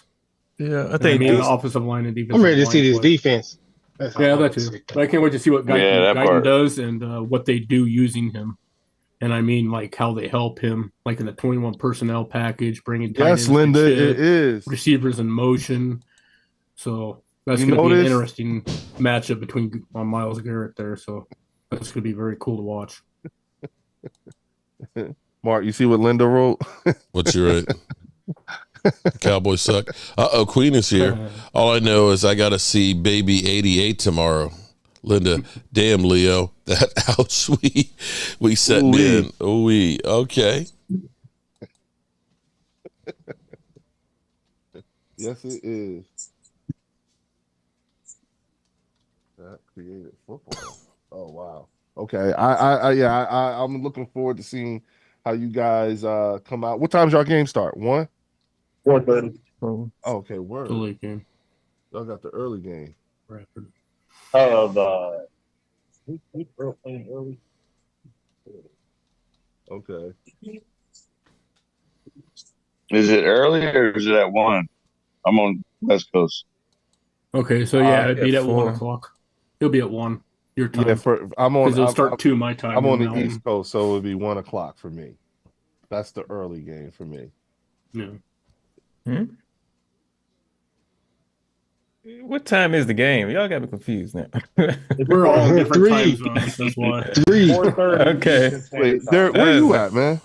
I'm on the East Coast. I'm in Virginia. It's 1 o'clock. It's the 1 o'clock game. No, it's 4:30. It's 4:30. Oh, y'all got the 4 o'clock game. 4:30. It's the game of the week. Brady's gonna be at the commentary. Yeah, before 4:30 your time. Yeah. Oh, y'all game is Brady's first game. Yeah, the first game commentary. Yeah, of course it is. Yeah. What? Okay. Wow. I hope he ain't another Jason Witten out there. Just gonna Jason Witten was terrible at it. They interviewed him today during the college football game. He's all right. And we got the next 2 Sundays off. The next 2 Sundays. Yep. Next week we have the Monday night game next week. Monday. Not this coming, but the following week. We play Atlanta. We don't play Atlanta. Y'all should win. Mm-hmm. In Atlanta. Mm-hmm. And Kirk Cousins down there. Yeah. Yeah. I want to see Cousins against that secondary.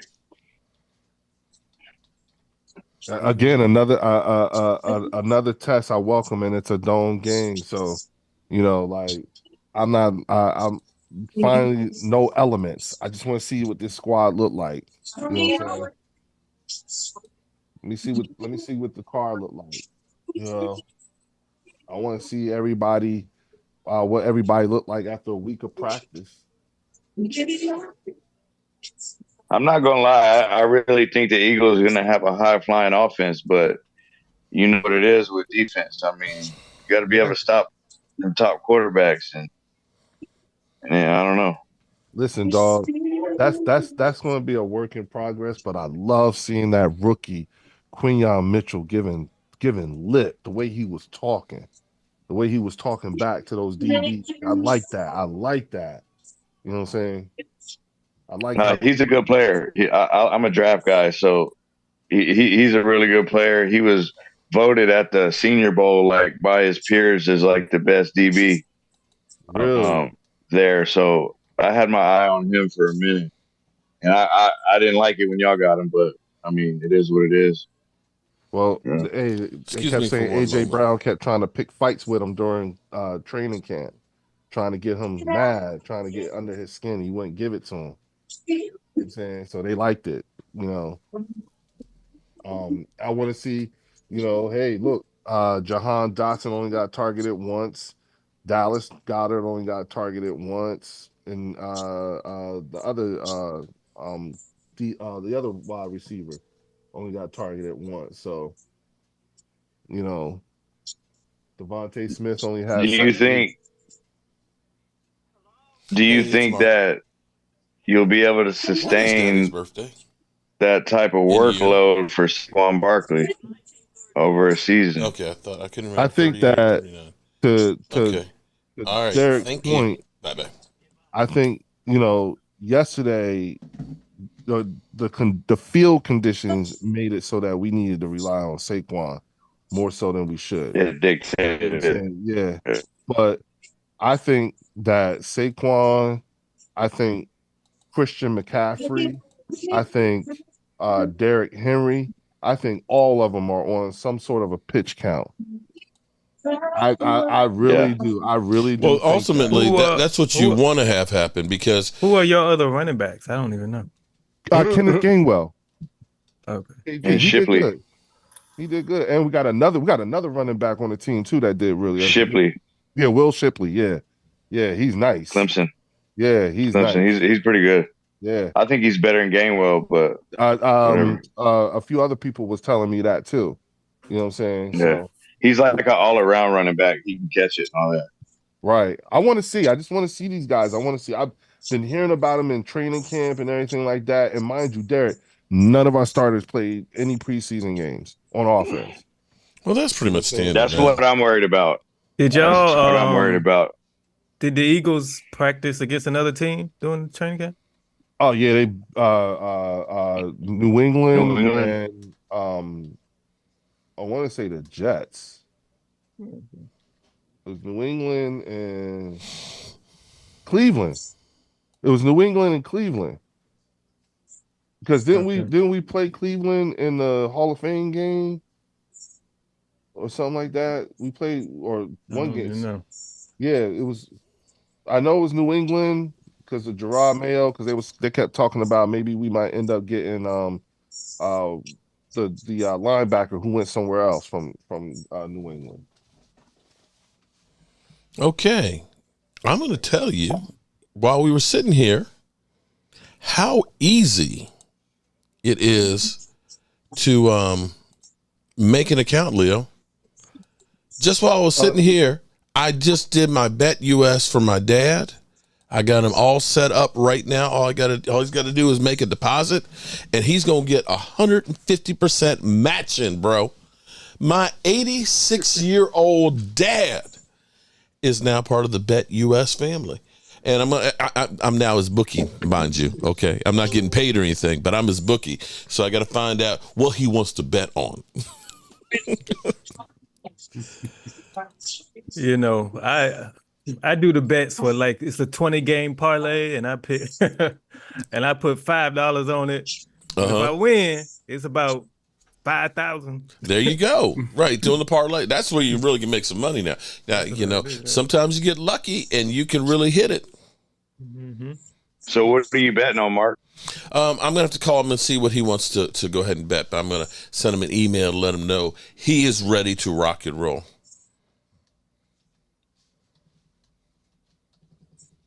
All right, so my wife download the app now.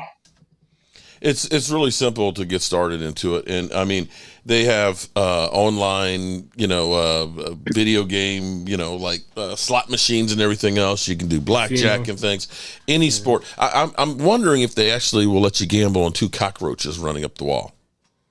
I don't know if there's odds on that or not, but I bet there's a lot of stuff. I mean, there's tons and tons of stuff on there, but make sure you bet responsible and don't bet the house. Okay. All right. I ain't got room for you here, bro. I just don't. Okay. Bet responsibly, but definitely you can get that 150% matching using YouTube 150 is the thing on there. All right. And set a limit. Yes. Like now. Well, see, here's what I always do. Whenever I go to Vegas, I say, okay, I've got $300 I'll bet. And if I bet it and I lose it, I lost it having fun. That's like the cost of a ticket or a cheap ticket, actually. And if when I start winning, what I always do, like I play blackjack, okay, I'm winning, I'll put a chunk of it in my pocket and say I'm going to hold on to that. And if I lose that, then I lost that. So, usually with that, at worst case, I usually break even. Maybe lose a little bit, but I'm not going to go through. I don't want to be one of those guys that just keep throwing and throwing and throwing. Just it's entertainment for me. Yep, as I say, bet responsibly, because I won. This was like 9 years ago. I won like $3,000 in a lottery game, and was so excited. I spent $1,500 trying to chase that excitement again. So I spent $1,500 of my winnings trying to win again. So if I win $3,000, I'm out.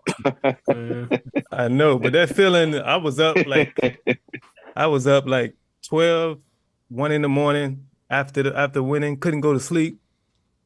Once I got it, $1,500 went out the window. It's crazy. Well, I tell you what was a great night for me was, or 2 times in Vegas, we went with our friends Judy and Lawrence, and I remember staying up playing blackjack, right? And my wife was like, "Okay, I'm bored. I'm going to the room, going to bed." And she said, "Don't wake me unless you win big." And I just got on a roll playing blackjack. I'd started out with $200, and I'd gotten up to $900. So I had, $500 chip and a couple $100 chips, and I'm big roller here. So I bust into our hotel room and I throw, boom, $500 chip at her. I said, "Look at that, boom." She's like, "Are you crazy? What are you doing? Hit me with something." I said, "That's $500 I just hit you with." So I don't care. You don't be hitting me with shit. I was like, okay. I was like, "But I won $900. She's like, "Okay, but don't be hitting me with shit." That, and we were, the Super Bowl for the Giants in New England was in Arizona. And my wife had to go, of course, for United Way, and she was in Florida, so she was flying directly to Phoenix. And I was looking at the flights for like $900. I'm like, bro, I was like, that's too much for a flight, because the flights to Vegas were only like $200. So I said, "Honey, I'll fly to Vegas, spend the night, and I'll drive to Arizona the next day." And she's like, "Okay." And I put $200 on the Giants to win straight up. And so that turned into $1,200. So it was like, okay, that was worthwhile. So I'm driving back to Vegas to pick up my $1,200. But it's so much easier now, of course, being able to just do it on an app or on your computer and stuff like that. At least if you're not in Texas, because they haven't passed it yet in Texas, but they're working on it. Okay. All right. Anybody else got anything else to add? And if anybody would like to come over and help me get all my shit done for tomorrow, I'm more than happy to let you come on over, because you can work for food, because we're going to have a lot of it tomorrow. Man, Mark, I would come down, but I have too many other things that I have to do on the personal side, especially with the little ones, man. My little one is heavy in the martial arts, so he does some matches tomorrow. He does competitive martial arts. So, okay. Yeah. Good luck to him. Hey, this ain't me. This is all him.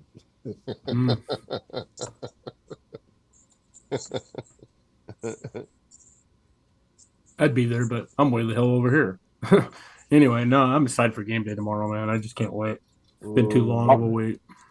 Mark, when are you gonna have the reaction show? Like, I'll try to reaction to what? I'm sorry. So this will be the show. This will be our Sunday show is going to be on Saturdays now. Yeah, I'm going to do a game, because I start live streaming. I do the whole day. Yeah. And sometimes I don't do the whole game, because I sometimes have to take David Wiley home and stuff, and it gets to be hard. After 8 hours of football, sometimes if you start out at the 1 o'clock games and you do Sunday night game, you're talking about 11 hours. That's a long time to be sitting there talking and stuff. But we'll start out. I'll be up first thing in the morning cooking and getting everything together, and then we'll be live streaming. Before 1, we'll do the early games. I've got it set up here. So I've got a 70-inch and I've got a 65-inch TV here with the YouTube Sunday Ticket now. You can do the quad boxes with different angles, but I'm actually thinking about setting it up so I have a TV for the Cowboys with every angle up on one screen, and then having the big TV with the main game on it. So that way you can see all the different angles. So it's really customizable now, which is why it's going to probably be more expensive next year, because the NFL, they want to take all your money. Yeah, I got the whole thing with the 4 screens and whatnot. You could do with the Sunday Ticket and everything. So, and yesterday was my first time broadcasting during a game. So I was looking at that. There's a lot of things I got to clean up, especially like just being able to give commentary and forgetting and remembering that I am actually supposed to be talking. But I'll be watching the game. You know what I'm saying? Yeah. Right. And I'm supposed to, oh yeah, that's right. Sorry, y'all. Jalen just hiked the ball. He missed. So Fumble. Yeah. That would be hard for me too. I'd be doing the same thing. Yeah, I keep forgetting. You know what I'm saying? So it's like, little things just to stay engaging and whatnot. And I wanted to be able to see it, test it, go through it. Mark is right. It's a lot of work. You know what I'm saying? So it's just one. And mind you, Mark doesn't just cover his game. Right. That's where I'll be watching all the games early. So I think the Giants, I hope, are at 1 o'clock. I haven't actually looked at it. The Giants should be at 1 o'clock because nobody cares. That's terrible. And the Commanders are at 4. 1 o'clock. The Commanders are at 4 against Tampa Bay. Mark is just terrible. I mean, goddamn. How many fumbles will Danny have tomorrow? The thing is that I know this is coming from the heart because it just comes out so natural. So it's like, God damn. Yeah, the Commanders are at 425. That's why I'm not getting them on. That's why I'm not getting the Cowboys on my TV. Yeah, and that's where my dad's upset too. So peace, Mike. Peace. Find peace. some other way. Thanks, bro. Appreciate you. Michael Hobbs said, "Good luck, Leo." Mark, you can literally just post the chat on my TV and I'll be entertained. Like, well, we'll let you know what's going on. Somebody said in the chat that Zeke is not going to get over 200 yards the entire season. So if you break that down, that's averaging 11 point something yards. That's a true hater. Yeah. They said Zeke ain't going to get that. Okay. Bro, we don't have a weakness on this team. I believe with this offensive line, it's going to make our running game better. Yeah, I don't think we have a weakness. Really? Period. All the years I've been watching football, like I'm telling you, when I wanted Zeke gone initially, but when you know, like when you lose something, you don't realize how good it was until it's gone. Like we miss his physicality. Like, and I'm telling you, him going with as long as Rico can stay healthy, our running game will be effective with that center being able to push and get to the second level. People sleep on the importance of that. You should know that, Leo. With I was gonna say, yeah. So yeah. I just need to see. I want these guys to play in real games for a little while longer, which is the same thing you're going to need with your center. You know what I'm saying? Right. Like you like they need actual real game reps together. Green to east. Okay. I'm gonna my business partner is a retired offensive lineman with the Baltimore Ravens, and he always talks to me about the importance of the continuity with being able to play with these guys on the offensive line. That's the real game right there. You got to know what you're doing. You got to know what the guy to your left and your right doing. You pretty much got to know what everybody's doing. You know what I'm saying? And it's a quarterback of the offensive line. Yeah, and be able to do it together in a particular way. Cohesive team way. Yeah. That, like listening to him break it down to me, about what it really means to play on the offensive line in the trenches. It's ridiculous, the things that they have to think about, it makes sense why those guys are normally like the smartest people on the team. You know what I'm saying? Yeah. Very cerebral like and everything like that, they can, and Gene is like that. He's got that whole thing with, they're gifted, you know what I'm saying? It's like, damn, a cornucopia of ideas. And so seeing how, we just went through it again, like you said, Jason Kelsey's gone. You saw with the fumbling of the snaps and all that stuff.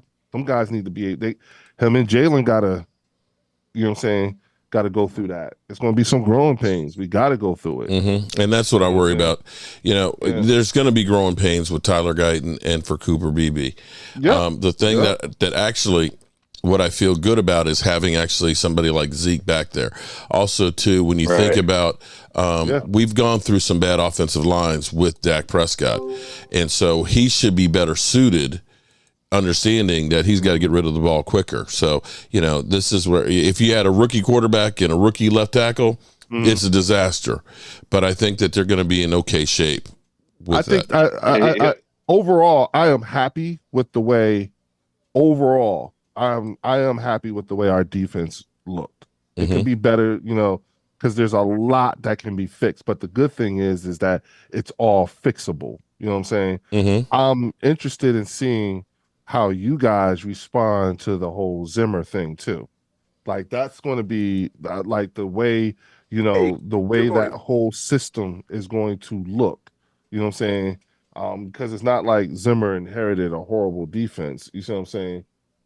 So let's just see how, I'm curious to see how you guys respond, how this group responds to his coaching style and the way he plays, the way he wants y'all to play.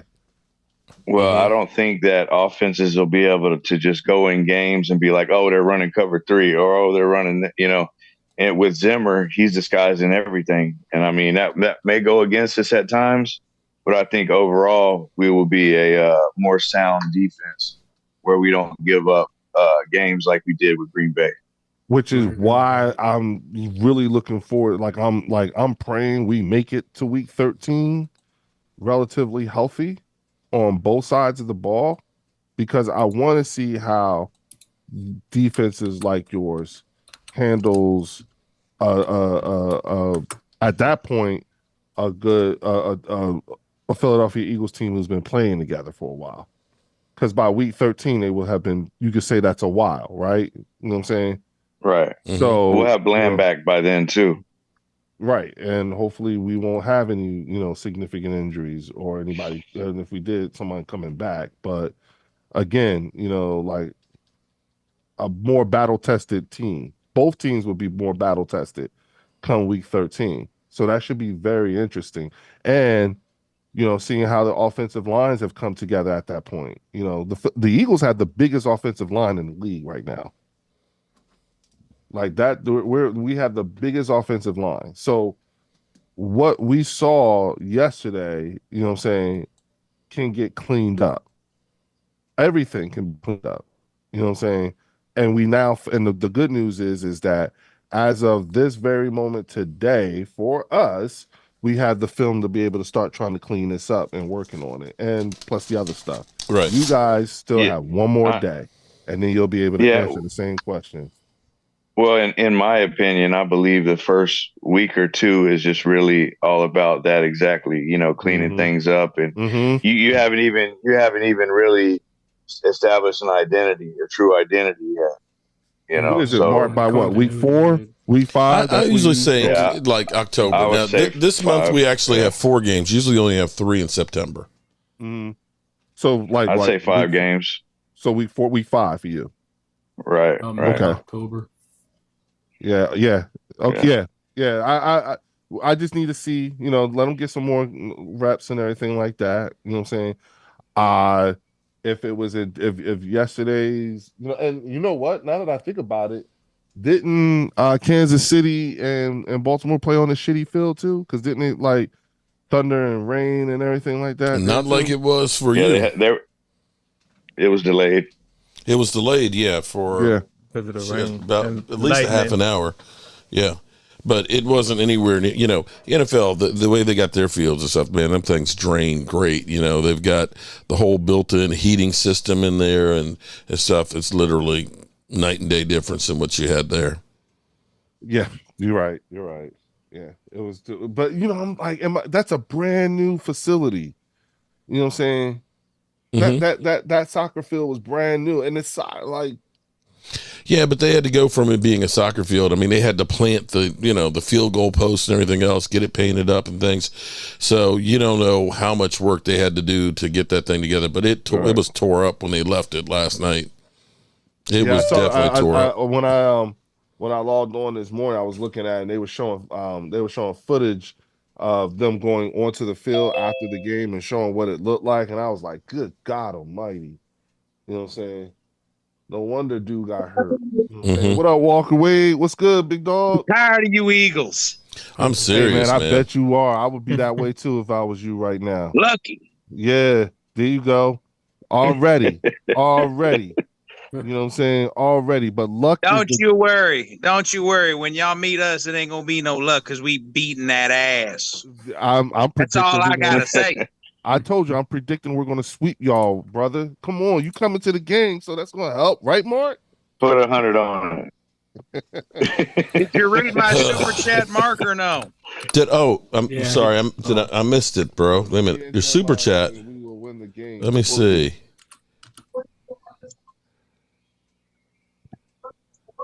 Walker Wade, like Jimmy said, 3-inch headlines we will win the game. Book it. 3-inch headlines. Okay.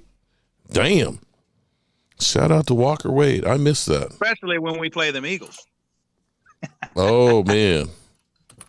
Hey, Leo. Hey, yes, sir. I've been wanting to say this for a long time, but hey, last year y'all barely beat us at your own house, and then we smacked y'all at home. I really think we're going to sweep y'all this year. Operative word, we beat you. Hey, I'm just saying, man. Hey. Yeah. No, that's not we're not the same group. We're not the same group. We're not either. All right. Keep that energy though. I want y'all to keep this. I want y'all we to will. maintain We this will, energy. man. You know we will. I can't wait.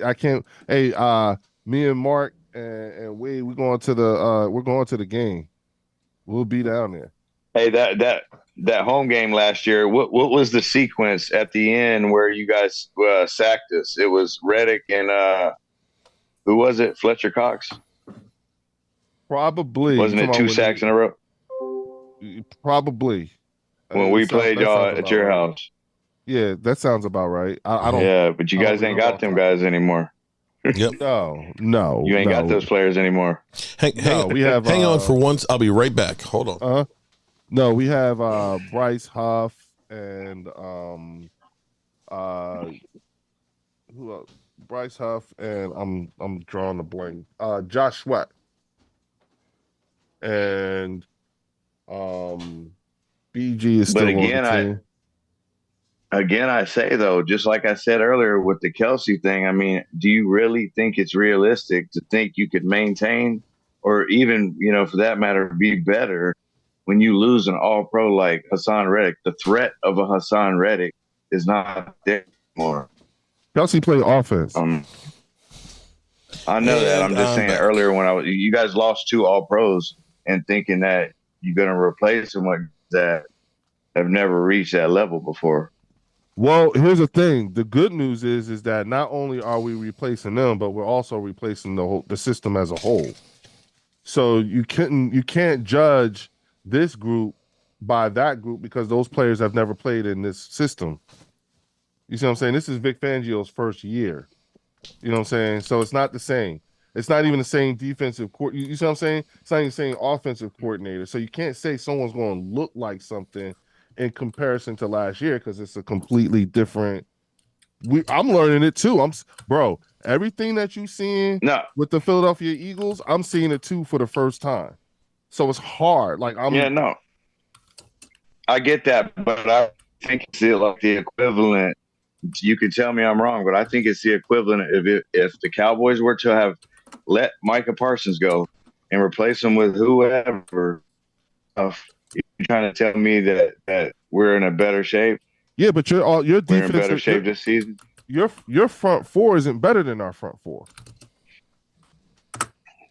Your front four is not better than ours. You know what I'm saying? So it's not right now. You don't think that? I know that. Yeah, it's not. No, right now it isn't. You don't not even with know D-Law, Micah, Osa. No, your front four. You know what I'm saying? I'm talking about your defensive tackles and your ends. You know what I'm saying? You still don't even know how Mozzie's going to respond to having put the weight back on in Zimmer's system yet. You got some. I'm not even counting Mozzie. Oh, yeah, he's on your front. You're going to remember Mozzie, guys. Trust me. Yeah, I'm interested in seeing it too because we've never seen it either. I'm looking. I'm telling you, I'm everything that I'm saying, like these questions and everything like that. It's not get you back. No, it's this shit. I'm thinking about what I'm looking at y'all. This is how I'm scouting y'all. I want to know what Mozzie looks like with the weight back on. You know what I'm saying? Because from what I've been told, from what I've read and everything like that, it sounds to me like Mozzie's kind of been misused, and the way that he's back, and guess what? What he should have been when he first started playing. So let me explain something on this one because here's what I'm going to say just let me explain it. Okay. Dan Quinn has a certain type of defender he likes. He likes guys that are lean, that are tall, and very, very fast that can get upfield. Chris Jones, yes. Okay. But he likes guys that are tall and skinny. Dorrance Armstrong is kind of more of a skinny guy. Right. He doesn't because if you look at it, the only player we had 2 players that were over 300 last year, Hankins and Mozzie, and they wanted Mozzie to lose weight. Mike Zimmer likes big guys. You see right now, we've got 4 guys that are over 315. Right. Okay. Mm-hmm. So what it is they were trying to take Mozzie, who had 1 sack in college because he was a run stopper. He was an immovable force at about 340 pounds. Right. Dan Quinn, you're basically in his doghouse. We ended up having, I'm having a brain fart. John Ridgway, who was another big guy, a headbanger, a skull cracker. He was in Dan Quinn's doghouse, and they ended up putting him on waivers. Washington had him, and he's been very, very productive. Right. So guess what? Dan Quinn comes to Washington, and he gets Dan Quinned again. They just traded him to New Orleans because he doesn't like the big 300-pound guys. So you took a guy who was 330, 340 pounds, you get him to drop down to 290 something, and now you're trying to teach him to rush upfield. That was the mistake. Never done. Yeah. It's something that he's never done, and he ends up hurting his shoulder at Thanksgiving, which stunted his season. Now you've got a guy who understands big people. He's about 315. and you see how the defensive line coach is literally working with his hands and everything else, he is quick and he is strong right now. And I witnessed this myself. And what I can tell you is he is the first guy on the field and the last one to leave. He has been like sucking up as much knowledge and getting as much work as he can on the field. I've watched a lot of the practices and the interviews and all that, and I will say the arrow is pointed up for him. I really think he. Mm-hmm. I mean, I know it may not be saying much from what he did last year, but I really think Zimmer is gonna tap back into what he's best at. So. Yeah. Okay. What do you think, Mark? What do you think about Sunday, Mark? I think we got a good chance to win this thing. I won't, jump off the bandwagon if we don't. But hopefully we get the win. I think that we're going to, I don't think the Cleveland's offense is that good. I think our defense is going to really show up. And I think we got a good chance with this game. I forgot completely about Amari Cooper until like 2 days ago. Deshaun Watson sucks. Oh, that he's on Cleveland? All the kids cover your ears. Deshaun Watson blows a bag of dicks, okay? That's all y'all need to know. Okay.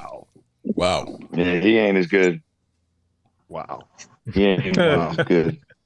Oh, we can end the show now. Let's go. That's 3 years later, he ain't done nothing. He ain't done nothing in 3 years. That's the mic drop right there. We can end it. Wow.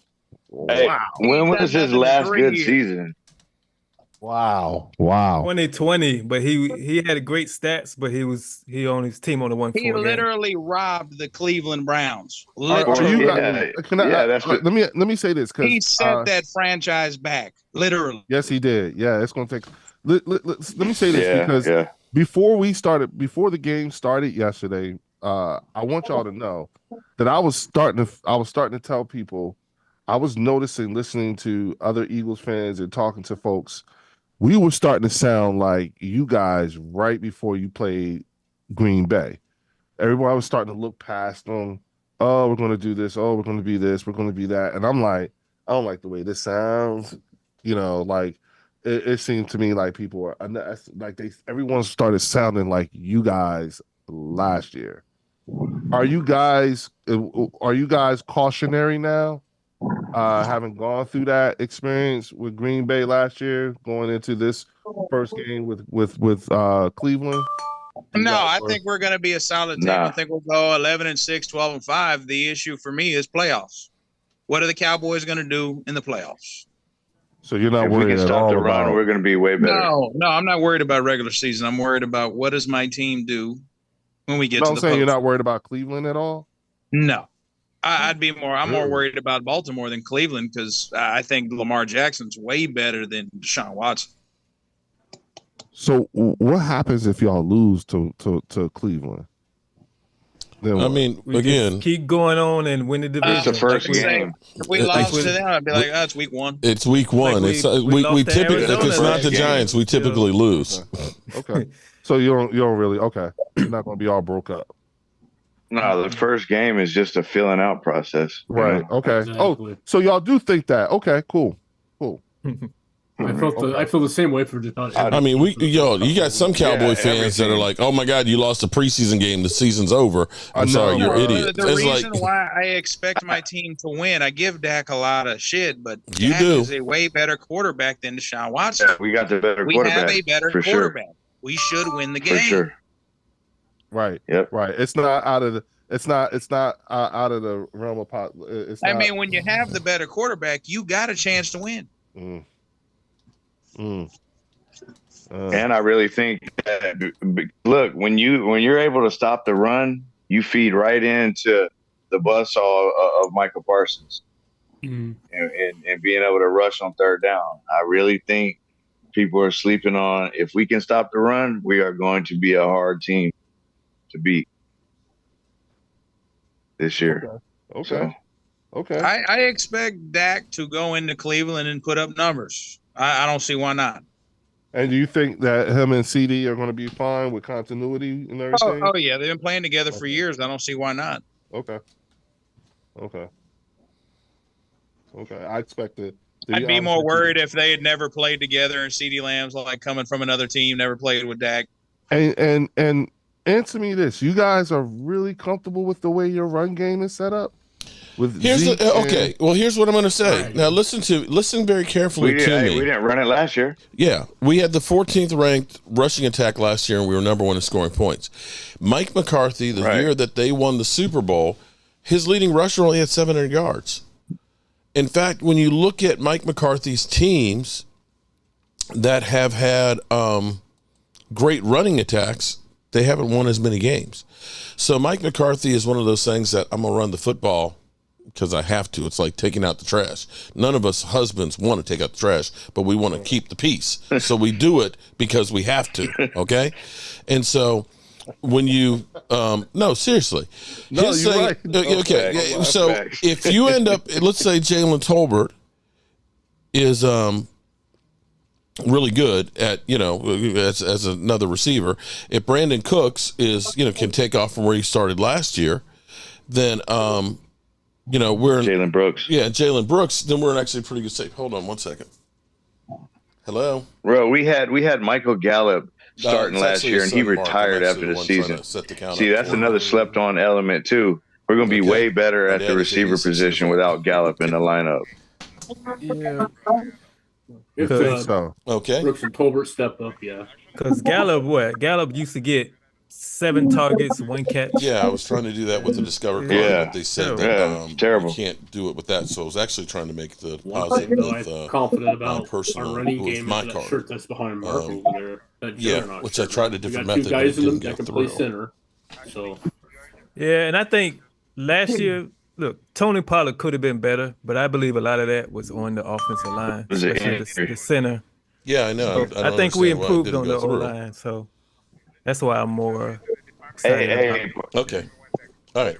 Then we know we got a guy starting that's not. Hey, Derek, I don't think Pollard looked like he had the same juice that he had in the past after that injury. No, he didn't. So, no. I thought we ran him up the middle too much, and not to the outside. Rico Dowdle. You know what I'm saying? What are you guys expecting out of Rico Dowdle? I expect him to be the guy that takes most of the load off of the other running backs. The guy that he's a good running back. It's the majority of the chunk yards, really. Yeah, he's a good running back. You just got to stay healthy. That part. That's the only thing is staying healthy. That's why I said I felt like after everything that I saw, I felt like, you know what, Derrick Henry, Saquon, Christian, even Rico Dowdle at some point or another. These cats are going to have to go on pitch counts if you're going to make it to the end of the season. It's 18 games or 17 games now. You know what I'm saying? That's a lot.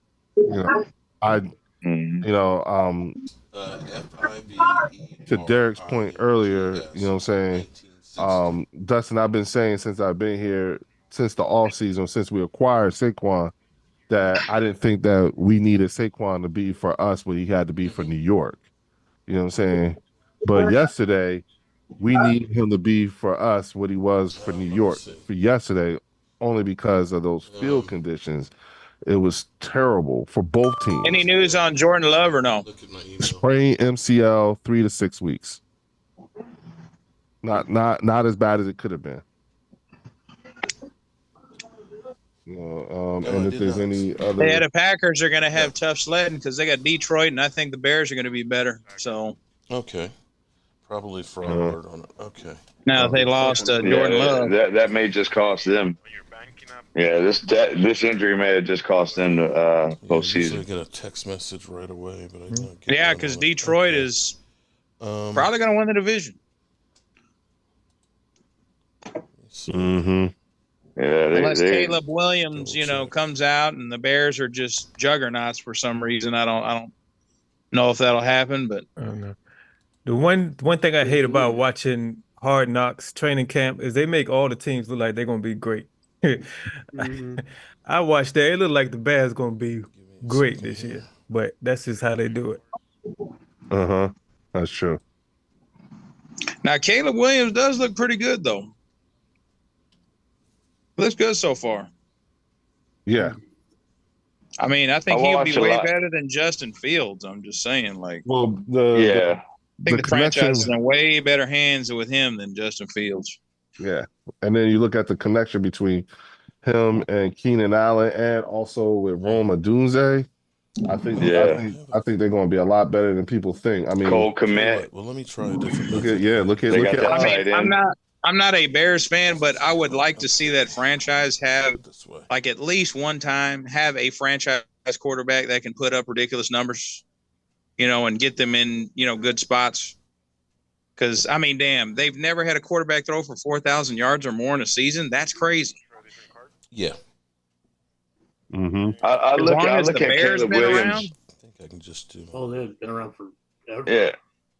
I look at Caleb Williams almost like a Phillip Rivers. Like, he's going to put up numbers, but then he's going to have, like, bonehead interceptions in the end. I watched a lot of USC games being out here in San Diego, and it just seemed like he would either lift his team or just kill his team, Yeah, I'm going through it right now. So I'm going through with PayPal. Okay. No, but I will give the Eagles credit, even though I hate them. They pulled it off. Mm-hmm. And they fought to the bitter end. They had them turnovers, and they didn't let it get too far off, and they took it from the Packers. They did. Well, again, and listen, not going to sit here and try to front and make it out to be any. I will just say, by the hairs of our chinny chin chin. You know what I'm saying? Packers made too many stupid decisions. They ran it out of the end zone twice. On the interception, he shouldn't have ran it out of the end zone. And on that last kickoff, he shouldn't have ran the ball out of the end zone. That cost them 15 yards. There was times where Jordan Love did not look good neither. It's saying crypto is not available. He didn't look like a $50 million quarterback. The things that I was really looking for, I'm glad I got to see. You know what I'm saying? Like I said, I wanted to see Jalen Hurts if he really was calling the protections. You know what I'm saying? Which he is. You know what I'm saying? And is going to need more practice doing that in the games too. How many times did he get sacked? You know what, Dustin? I don't think the tush push working anymore though. No, No, it's a real question. It's a real question. I didn't even watch the game. Wait. That's answering the same. That's part of the answer to Dustin's question earlier in terms of drop off from Jason Kelce to Cam Jurgens. You know what I'm saying? These guys need, even when it comes to the tush push, they need reps together.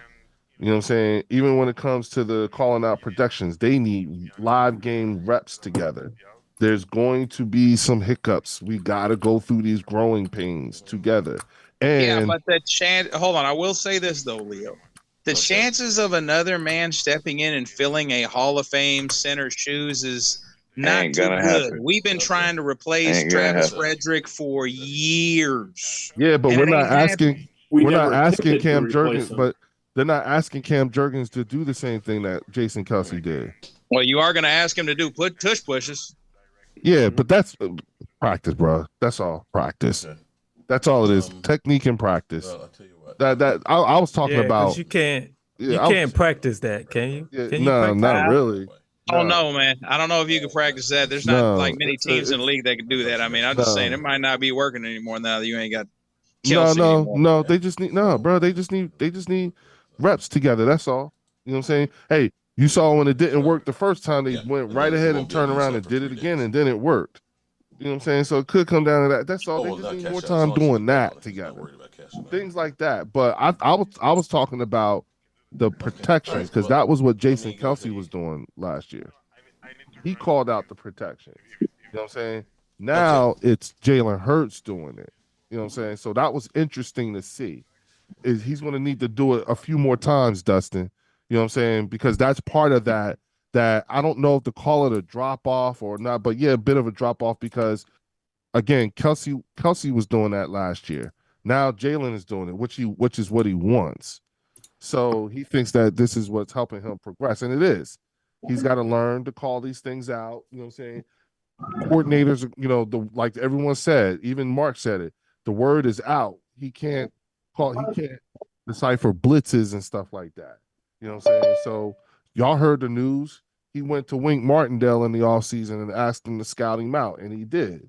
You see what I'm saying? And now he's working on these things that, this quarterback actively went out to find out what was his weaknesses and asked a coach to help him, figure it out. And he did, and he worked on it. You know what I'm saying? I hope he continues to do things like that. Looking at what's wrong with you and then actively work on it. I like seeing that. And it's going to take some time, but growth. You know what I'm saying? I like that.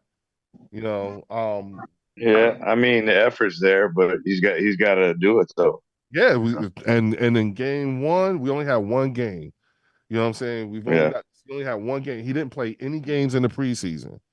You see what I'm saying? So it's like we ain't even got a frame of reference in terms of this whole new thing. You know what I'm saying? And on top of that, to all of you all's point with Kellen Moore, you know what I'm saying? I want to see this offense opened up even more. You know what I'm saying? Jahan Dotson only got targeted one time. Dallas only got targeted one time. The other wide receiver only got targeted one time.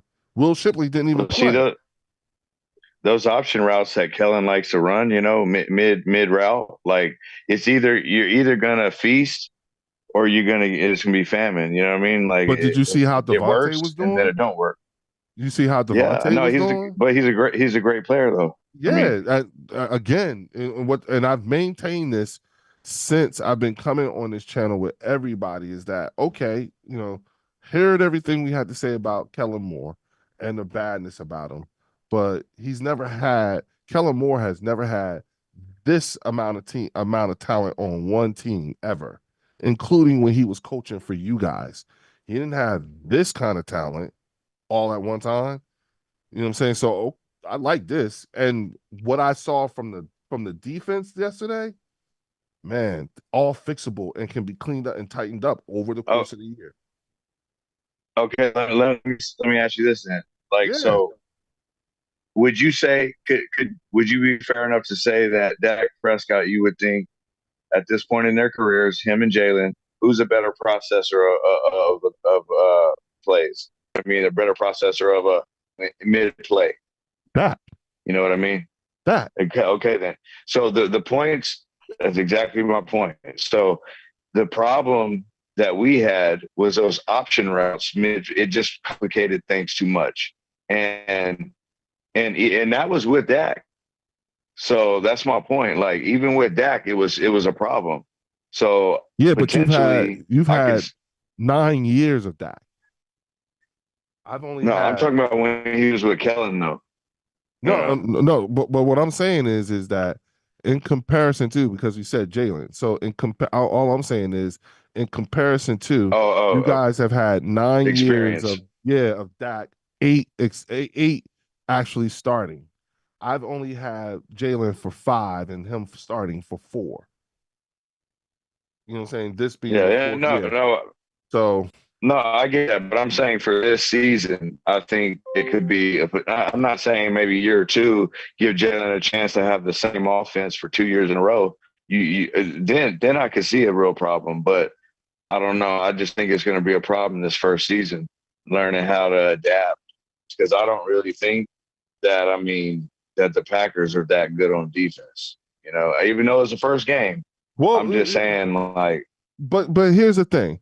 I'm curious to know what variables or what has Jalen Hurts shown you that would make you believe that he couldn't pick it up or that it wouldn't work? Like what has he shown you over the course of his whole career?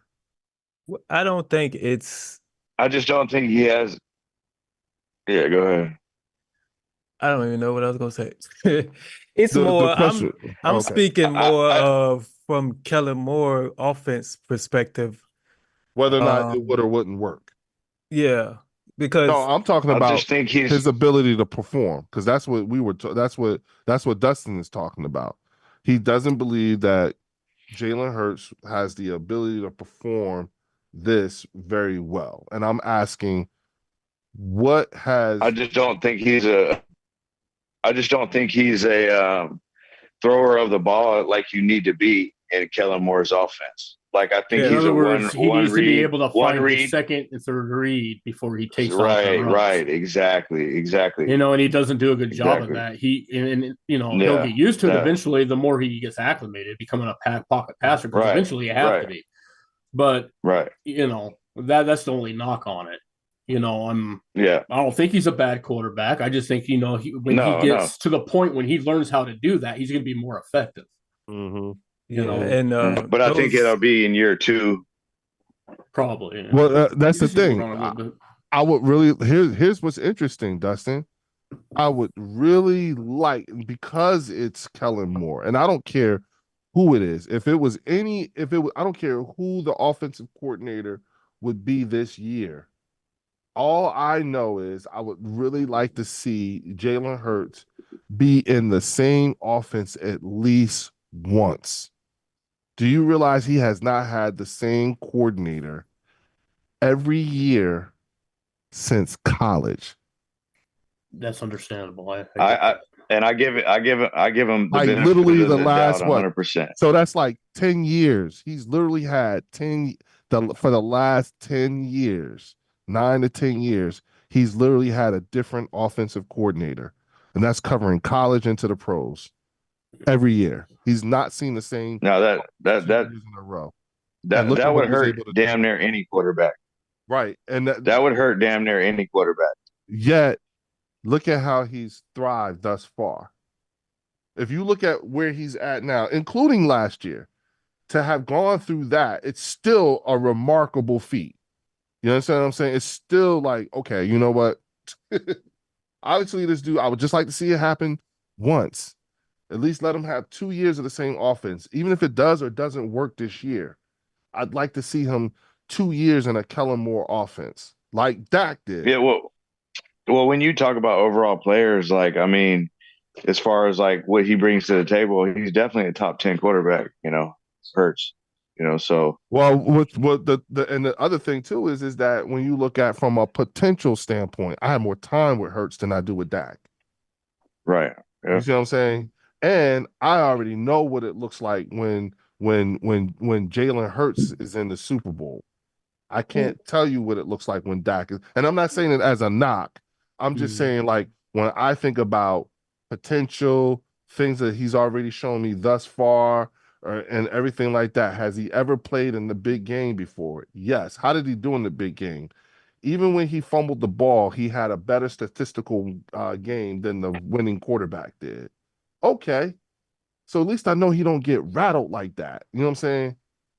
I little things like that, I appreciate knowing about my quarterback, because then I don't have to question that when it comes to things like, you know what I'm saying, like because remember, you know what I'm saying, remember when Jalen first came into the league, everyone kept saying he wasn't, like it wasn't going to work. You know what I'm saying? He lost his job to Tua, blah, blah, blah, blah. Now look, he wasn't a thrower of the ball. That was what happened when he took over. He wasn't good. He didn't have a good long pass. He wasn't accurate. Then look, you know what I'm saying? His wide receiver was setting records. Yeah, well, I mean, it helps having AJ Brown and exactly the trio and all that. His best friend, I really think his best attribute also is he can run within the pocket and make plays to extend. Exactly, he's that kind of more though. Like everybody's talking about the routes where those breaking routes are and stuff. Is you have to wait for some of those to develop, and that kind of affects that part of his game a little bit. Which is yeah. But I think it's more of a complex system. It's more complex. I don't. But here's the thing, though. I don't know if it's. I'm curious to, because I hear how you guys talk in absolutions. Kellen Moore's offense is this. Kellen Moore's offense is that. Kellen Moore's offense this. Kellen Moore that. Kellen Moore this. What I find to be interesting, because Mark gave Jalen a hard time about this when it first happened, and that was Jalen said the 95% of the offense was different, was new. You know what I'm saying? Mm-hmm. And Mark was like, I remember Mark was one of those people, just like a lot of the other pundits, who was like, why 95? Like, you don't understand, blah, blah, blah, blah. And I felt like I was looking at the way Jalen was saying, and I was like, you know what? The way he's talking, I'm thinking he's saying 95% because I wouldn't be surprised if Kellen Moore is including him on the making of this offense. He talks like someone who has an intimate understanding of the offense as it's being shaped. And the only way that happens is I'm saying I think that Jalen Hurts has some sort of say-so in the way this offense was being constructed from Kellen Moore. Yeah, Mark is not on the show right now. His somebody said his mic is muted. Yeah, I think he's on the phone doing something. Yeah, we're running the show right now. But I think Devontae Smith is gonna have a better year than AJ Brown. Yeah, because I think Kellen Moore's offense is built for Devontae Smith more than it is for and Jahan Dotson. That's why I drafted Devontae Smith on my fantasy team. Yeah, me too. Because I believe Devontae Smith is more of a route runner, and I think. And did you see how they was running him? And did you see the way him and AJ was looking when they was catching those balls and running those routes? The way they were, the smoothness of it. I was like, yeah, these dudes is going to eat. Yeah, you know what I'm saying? Kellen Moore just has that offense where at a certain point, the wide receiver can break one or two ways. Mm-hmm. And both the quarterback and the receiver have to be thinking the same thing. Receiver. Because if it's a mix-up, it's an interception. Right. That caused some of Dak's interceptions that last year. Right. So that's what we're talking about right there. Right. That is that point. But yeah. So that's more. And then there's also, hey Leo, I haven't mentioned this yet, but there was also a lot of games that I noticed for several years when he was with us, that he would just call plays that were like, didn't seem to go with the flow of the game. You know what I'm saying? Like when we had leads or whatever, you know, like how are you, you know, in the red zone and you're throwing it all three plays and not trying to run it at least one play. You know what I mean? Like he's got a lot of creativity, but there doesn't seem to be a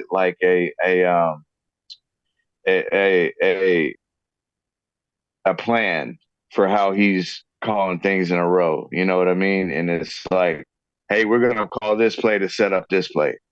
I didn't really see a lot of that, you know, as much.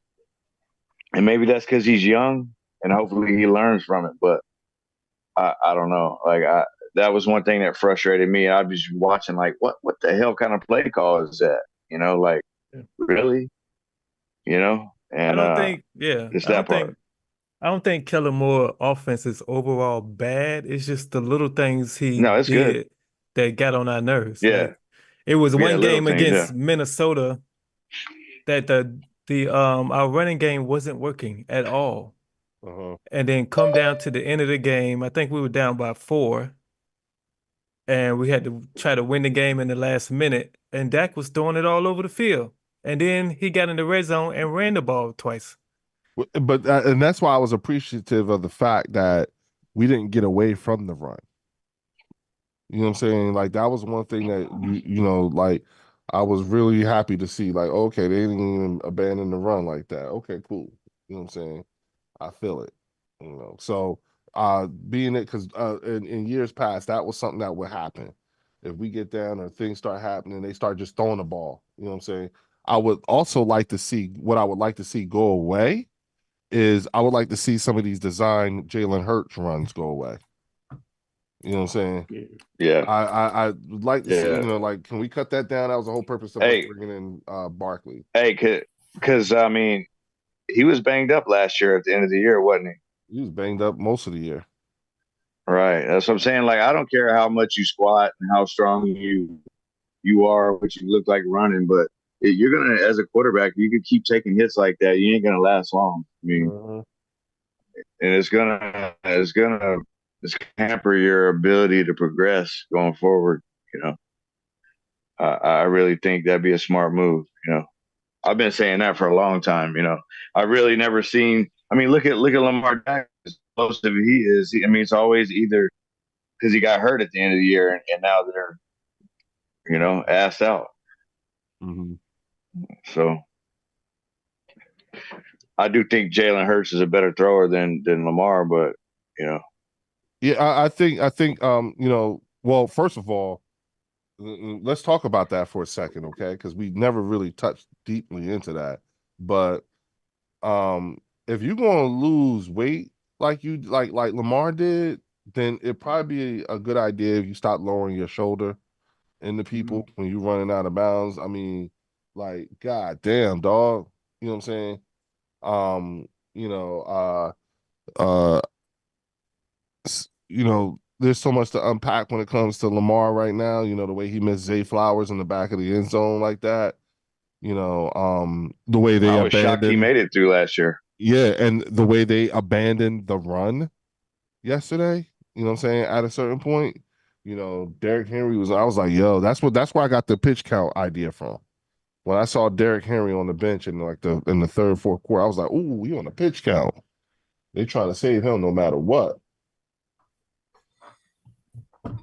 Yeah, I mean, still got to win the game, though. I mean, I don't see why that first series, they looked like, like, y'all should have never let Derrick Henry go there, but I don't know.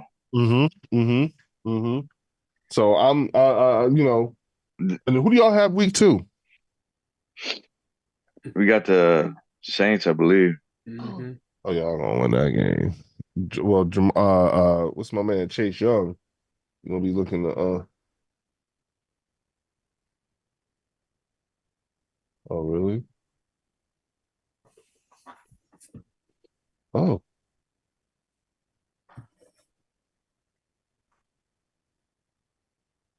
No, man. It's a 1:00 game against the Saints. It's terrible.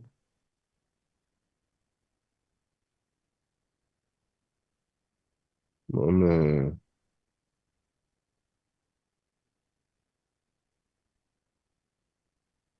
Yeah, I don't think that I just don't think that them running like that is gonna last too long in this league. I think somebody did a super chat when Mark was busy, so I'll let him know.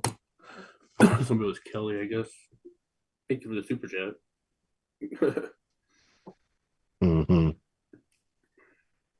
Hey, how do y'all see the chat? I can't even see it. Oh, no, we got the stream pulled up behind it. Computer.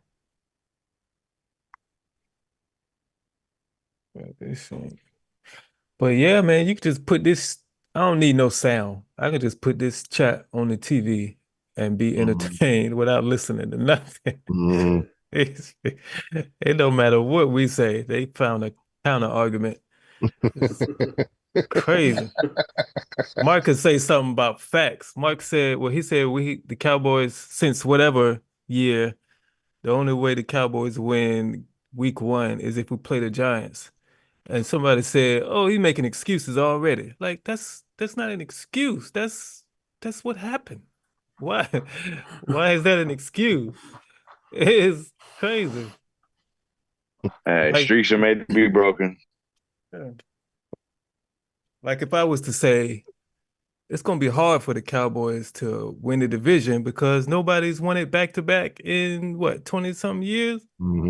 Somebody will say, I'm making excuses. But if I say the Cowboys going to win the division, they'll come back and say, how you going to say that? Ain't nobody won it back-to-back in 20-something years. So it don't matter. It don't matter. It don't matter what I say, but they got good, what is it? Debate skills in this chat, boy, I tell you. It don't matter. But Julio's a sales guy. He could talk all day. Who said that? Somebody said that. J Recruiter. I can honestly say though, like in years past, I wasn't as confident as I am this year about possibly repeating as division champs. So, well, I'm confident in the offensive line. I think more this year than I was last year. Without them even playing, because I remember Yeah. When we had Frederick, we controlled games with our running game. Yeah, he made a lot of the line I miss those days of smash mouth. And then when he was out, we got Joe Looney. Yeah, I miss them days where. And then after that, we let Kyler come in as an unrestricted free agent and stuck him in there, and we just never addressed it afterwards. So because I mean, if you can run the ball, you know, like most teams that control time of possession usually win. And so if we can this year stop the run and, you know, get off the field, you know, like I just think I don't think you can truly blame Dak, you know, last year. And I mean, how demoralizing must it have been to watch your defense just give up the cheeks like that, you know, and not make a stop. I mean, look at the playoffs with Patrick Mahomes. I mean, his defense gave him chances. He threw interceptions early in the game and didn't doom him, you know. So I think Dak gets judged unfairly. So when it comes to that, so that's why I'm excited about those defensive tackles this year. Because if we stop that run, man, hey, we get to pin it back. And I know Zimmer got that double A gap. Second level too. So yeah, that also helps. See, and that's another thing. We got a legit, like, you know, 5 to 7 guys. We didn't have any guys like that last year in the front seven. And when you talk about kneeling too, it's more of a scheme fit there. Yeah. I don't believe that was a good draft pick. That was a good draft pick because I was not expecting Williams to go down. So whoever made that call, I was a dumbass because I sat there and I literally said that was a wasted pick. And then he gets out there and he balls like he has this preseason and looking as good as he has, made me look like an idiot. So yeah, I do. Dion was trying to get him to transfer to Colorado through the transfer portal. Marshawn Nealon. So he's definitely a good player and on a lot of people's radar. I didn't really know much about him, but I know Foots had a lot of good work on him. But yeah. Okay. Yes, Jalen Hurts went to the Super Bowl. Congratulations. He played a lot of backup quarterbacks on his way there that only put up 7 points. But other than that, he hasn't got out the wild card round either. No. Other than playing backup quarterbacks, he hasn't got out of the wild card round. When he played a starting quarterback, he lost. But didn't Tampa Bay's defense last year just made him look bad? Yeah, but he still made it to the Super Bowl. I know. I gave him credit for that. On a stacked I'm just team. telling you, the other team only put up 7 points each time. Hey, wasn't it like the second most sacks in NFL history that year you guys got? Daniel Jones on is defense, a backup quarterback, 70, by the way. Yeah, insane. Yeah. We were behind you there for a while, and then we tailed off. You guys, 70, dang, dude. Was it the Bears that had that record or something? It was like 84 or something like that, or 80, something like that. Yeah. I remember the Super Bowl. I be saying something in here, and I don't be paying attention to y'all. I just look right at the chat, see what they gonna say. This is fun. This is fun. I love it. What they saying now? Y'all lost to the 7th seed, first in history. Which is I tell you, they great debaters in this chat. Boy, y'all need lost to to a who? We lost to they brung up our Packers loss last year in the playoff. That was their counterpoint to what I just said, which is a great comeback. It is great. Oh God! If we see that this year, I'm rioting, man. Do we play them in the regular season, Green Bay? No, we play the Lions. No. We play the Lions. Yeah, that's right, Lions. Yeah, okay. What's up, everybody? Uh-oh. Go Cowboys! Yeah, let's get that win tomorrow. Let's get that dub tomorrow. Yeah. That's right. Oh. Uh-oh. Yeah, I've been a Cowboys fan a little bit over 20 years now. You've been a Cowboys fan for over 20 years? Yeah, since I was around my high school years. I got Purdy was a backup that year, and y'all played his backup.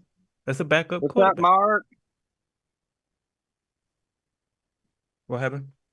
No, he just said, "What's up, hey to Mark?" Mark. Say hi to Mark. Oh, Mark is on mute. Yeah, he's Oh, working. is he? Oh, okay. Whatever it is, it's got to be something good. He probably setting up that Bet US account for his dad. I'm trying to read lips. You know, I can't Mark is tell what not Mark going. saying. Yeah, you know, I'm gonna be Mark honest, is man. not gonna figure that out. I'm gonna just have to show him the. I'm gonna have to show him the receipt and say, "All right, Mark, here I did it." See, This is the first time I got to get in on the call this year. welcome, man. Yeah, man. Welcome Mm-hmm. in. Well, I mean, you know, like this is. I'm an Eagles fan, by the way. You know, so I'm probably the coolest Eagles fan you'll meet. Me and my That's man. all right. I got some family that likes the Eagles, so. Yeah, see, they're the good ones. I used to work with 3 Eagle fans. The only time they send me a message is when the Cowboys lose. It's the only time I hear from them. Yes, go Cowboys. I like her enthusiasm. Yeah. I like her enthusiasm. Mm-hmm. Wait a minute. Yeah, So, I've tried to talk to Philly 500 on his broadcast before. I tried to send him a message, but he never responded back. Well, I got 4 teams. She's got 4 teams. My wife does. Oh boy. I like Cowboys, I like the Dolphins, I like the Bills, and the Cincinnati. Kansas City. She likes those 4. That's her 4 Nice. favorites. 1 NFC team and 3 AFC teams. Wow. I think she said the Chicago Bears, the Dallas Cowboys, Kansas City, and Miami Dolphins. I used to live in Florida. Okay, so I'm sorry, 2 NFC teams. I thought it was 3. Yeah. Yeah. I Well, still like Cowboys. I always like Cowboys. I'm sorry. I hate that happened to you. I really. I mean, it's the best thing that happened to you. You don't have to worry about being pooped on by a bird. Yeah, there you go. Yeah. What team is all Cowboys? Yeah, there's 1 Eagle buddy in here. We got 1 Eagle buddy in here. My husband's family is an Eagle fan. Yeah, I got some family that likes them. Yeah. Oh wow. I got a cousin and some cousins and stuff that like the Eagles. Yeah. Okay. I don't have them problems. I think I think everybody who like football in my family is a Cowboy fan, I believe. Do you guys happen to know if the game will be on like Hulu or Paramount Plus tomorrow? No, it is CBS. on. Yeah, I think supposed to be anyway. Hey, I don't know. I don't know if you guys know about this app. It's called Dofu. You can download it, DOFU, and you can get every game that's out there. I didn't know anything about that. I might have to do that way then, because I don't know if I can watch it on Hulu or Paramount Plus. That's how I watch all my games. So. You said dofu.com? No, Dofu is an app. Oh, Dofu's an app. You just type Dofu in, right? And it'll let you find it on the app. Yeah. Yeah, it sometimes the streams for that go down, but they put them right back up. Yeah, but there's usually like several options you can pick from. So the Eagles are fake gold. What? Yeah, like I said, if I can't find it on any of the streaming services I had, I just go to that Dofu app and watch it. Well, all right, gentlemen. Leo, Tyler, Chris, Derek. It was good talking to y'all. Oh, it was nice. First time, man. It's good meeting you, man. Hopefully, we'll get to see you you'll be again hearing on from next me. Saturday. Yes, sir. All right. Brother. Yeah. All right, later. He's getting off at 1 end. Nice to meet you. You too. All right. No, filthy. Mark is working on something. His audio is fine. He's just working something right now. Yeah, that's what he said. He was mute. He's muted right now. He said so. Yeah.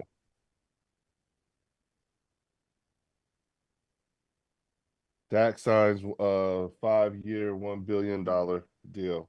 Yeah, was there any update about Dak? Was he supposed to get an extension, or do you know? Nah, it ain't gonna happen. You don't think it will? If I was Dak, Not I wouldn't before even tomorrow. sign. I wouldn't sign an extension right now. If I was Dak, you know what I'm saying? because it's like, wow, you about to get $6 Oh million. no. I don't know. Get it anyway. I don't know. With Dak, I don't know. Because the last time he played on the last franchise tag is when he got hurt. Yep. And I think those tiers, part of those tiers was I don't have a contract past this year. So I don't know if he want to take that risk again. What do you guys think about them bring that one running back in from was it from Minnesota, I think? Alvin Kamara? I'm talking about for Dallas. They brought that one running back. Was it from Minnesota, wasn't it? Dalvin Cook. Dalvin Cook, I'm sorry, yeah. They signed him, didn't they? Yeah, we have him. He's on the practice squad. I think they're just doing the switcheroo thing they want to do for the running backs this year. I think they're gonna have Ezekiel as running back 1, I think, ain't they? Yeah, I believe so. No way. Zeke is your RB1? Zeke is listed at the first on the depth chart.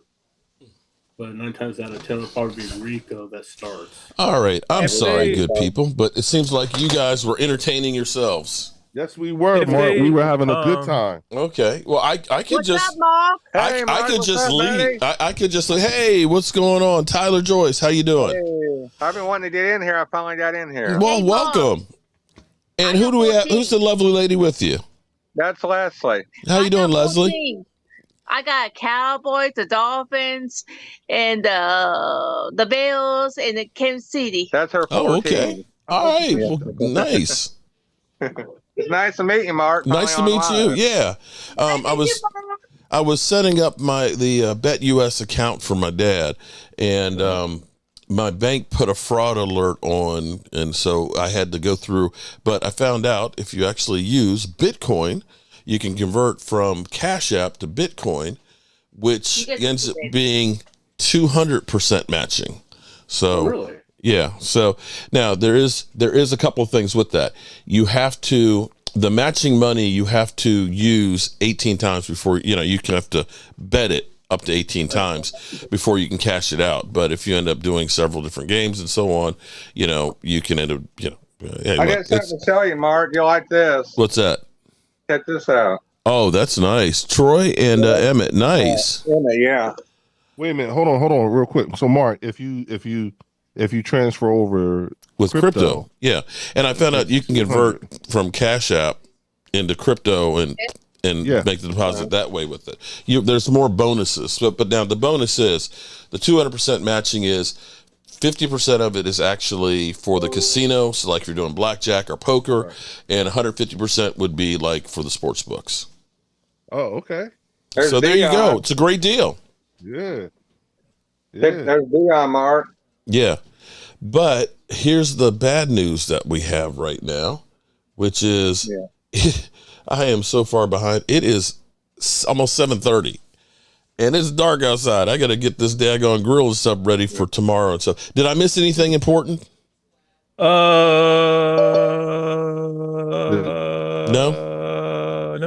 No, I was going to say, yeah. I can't okay. All right. So the bottom line is the Eagles still stink. Right? Is that really? Is that how it has to be with you guys? Like, really? Come That's on. The way, wait a minute. Y'all Leo, can't win no close games. Leo, when was the last time you said, what, the Cowboys, they're a real good team. They're a well-run organization. I really like them. Never. Are they? You never say anything nice about the Cowboys. So let's be real here. What do you mean I don't say anything nice? Mark, I've been saying nice things about the Cowboys all day. Okay. I've been saying nice things about the Cowboys all day. Okay, all right. And I'm not even. I'm saying I'm paying attention to things. I want to know if how's Mozzie going to look with this whole thing? Mozzie's going to be okay. Mozzie's going to be okay. Well, let me say to everybody, because I rudely was taking care of business. LT, what's up? Oh, good luck to Myles Garrett. LT, Eagle fans are coming out the woodwork today. Ones I haven't seen in forever. They're coming out the woodwork. Yeah, all right. Because we went through the checkout line. Y'all still in customer service. Lordy. Okay, we're done. Like, we're off the next 2 Sundays. All right, here's what I say. Goodbye, good people. On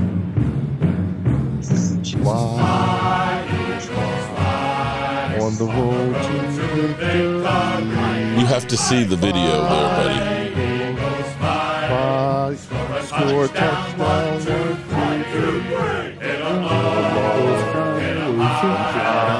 Watch our eagles fly, fly, eagles fly.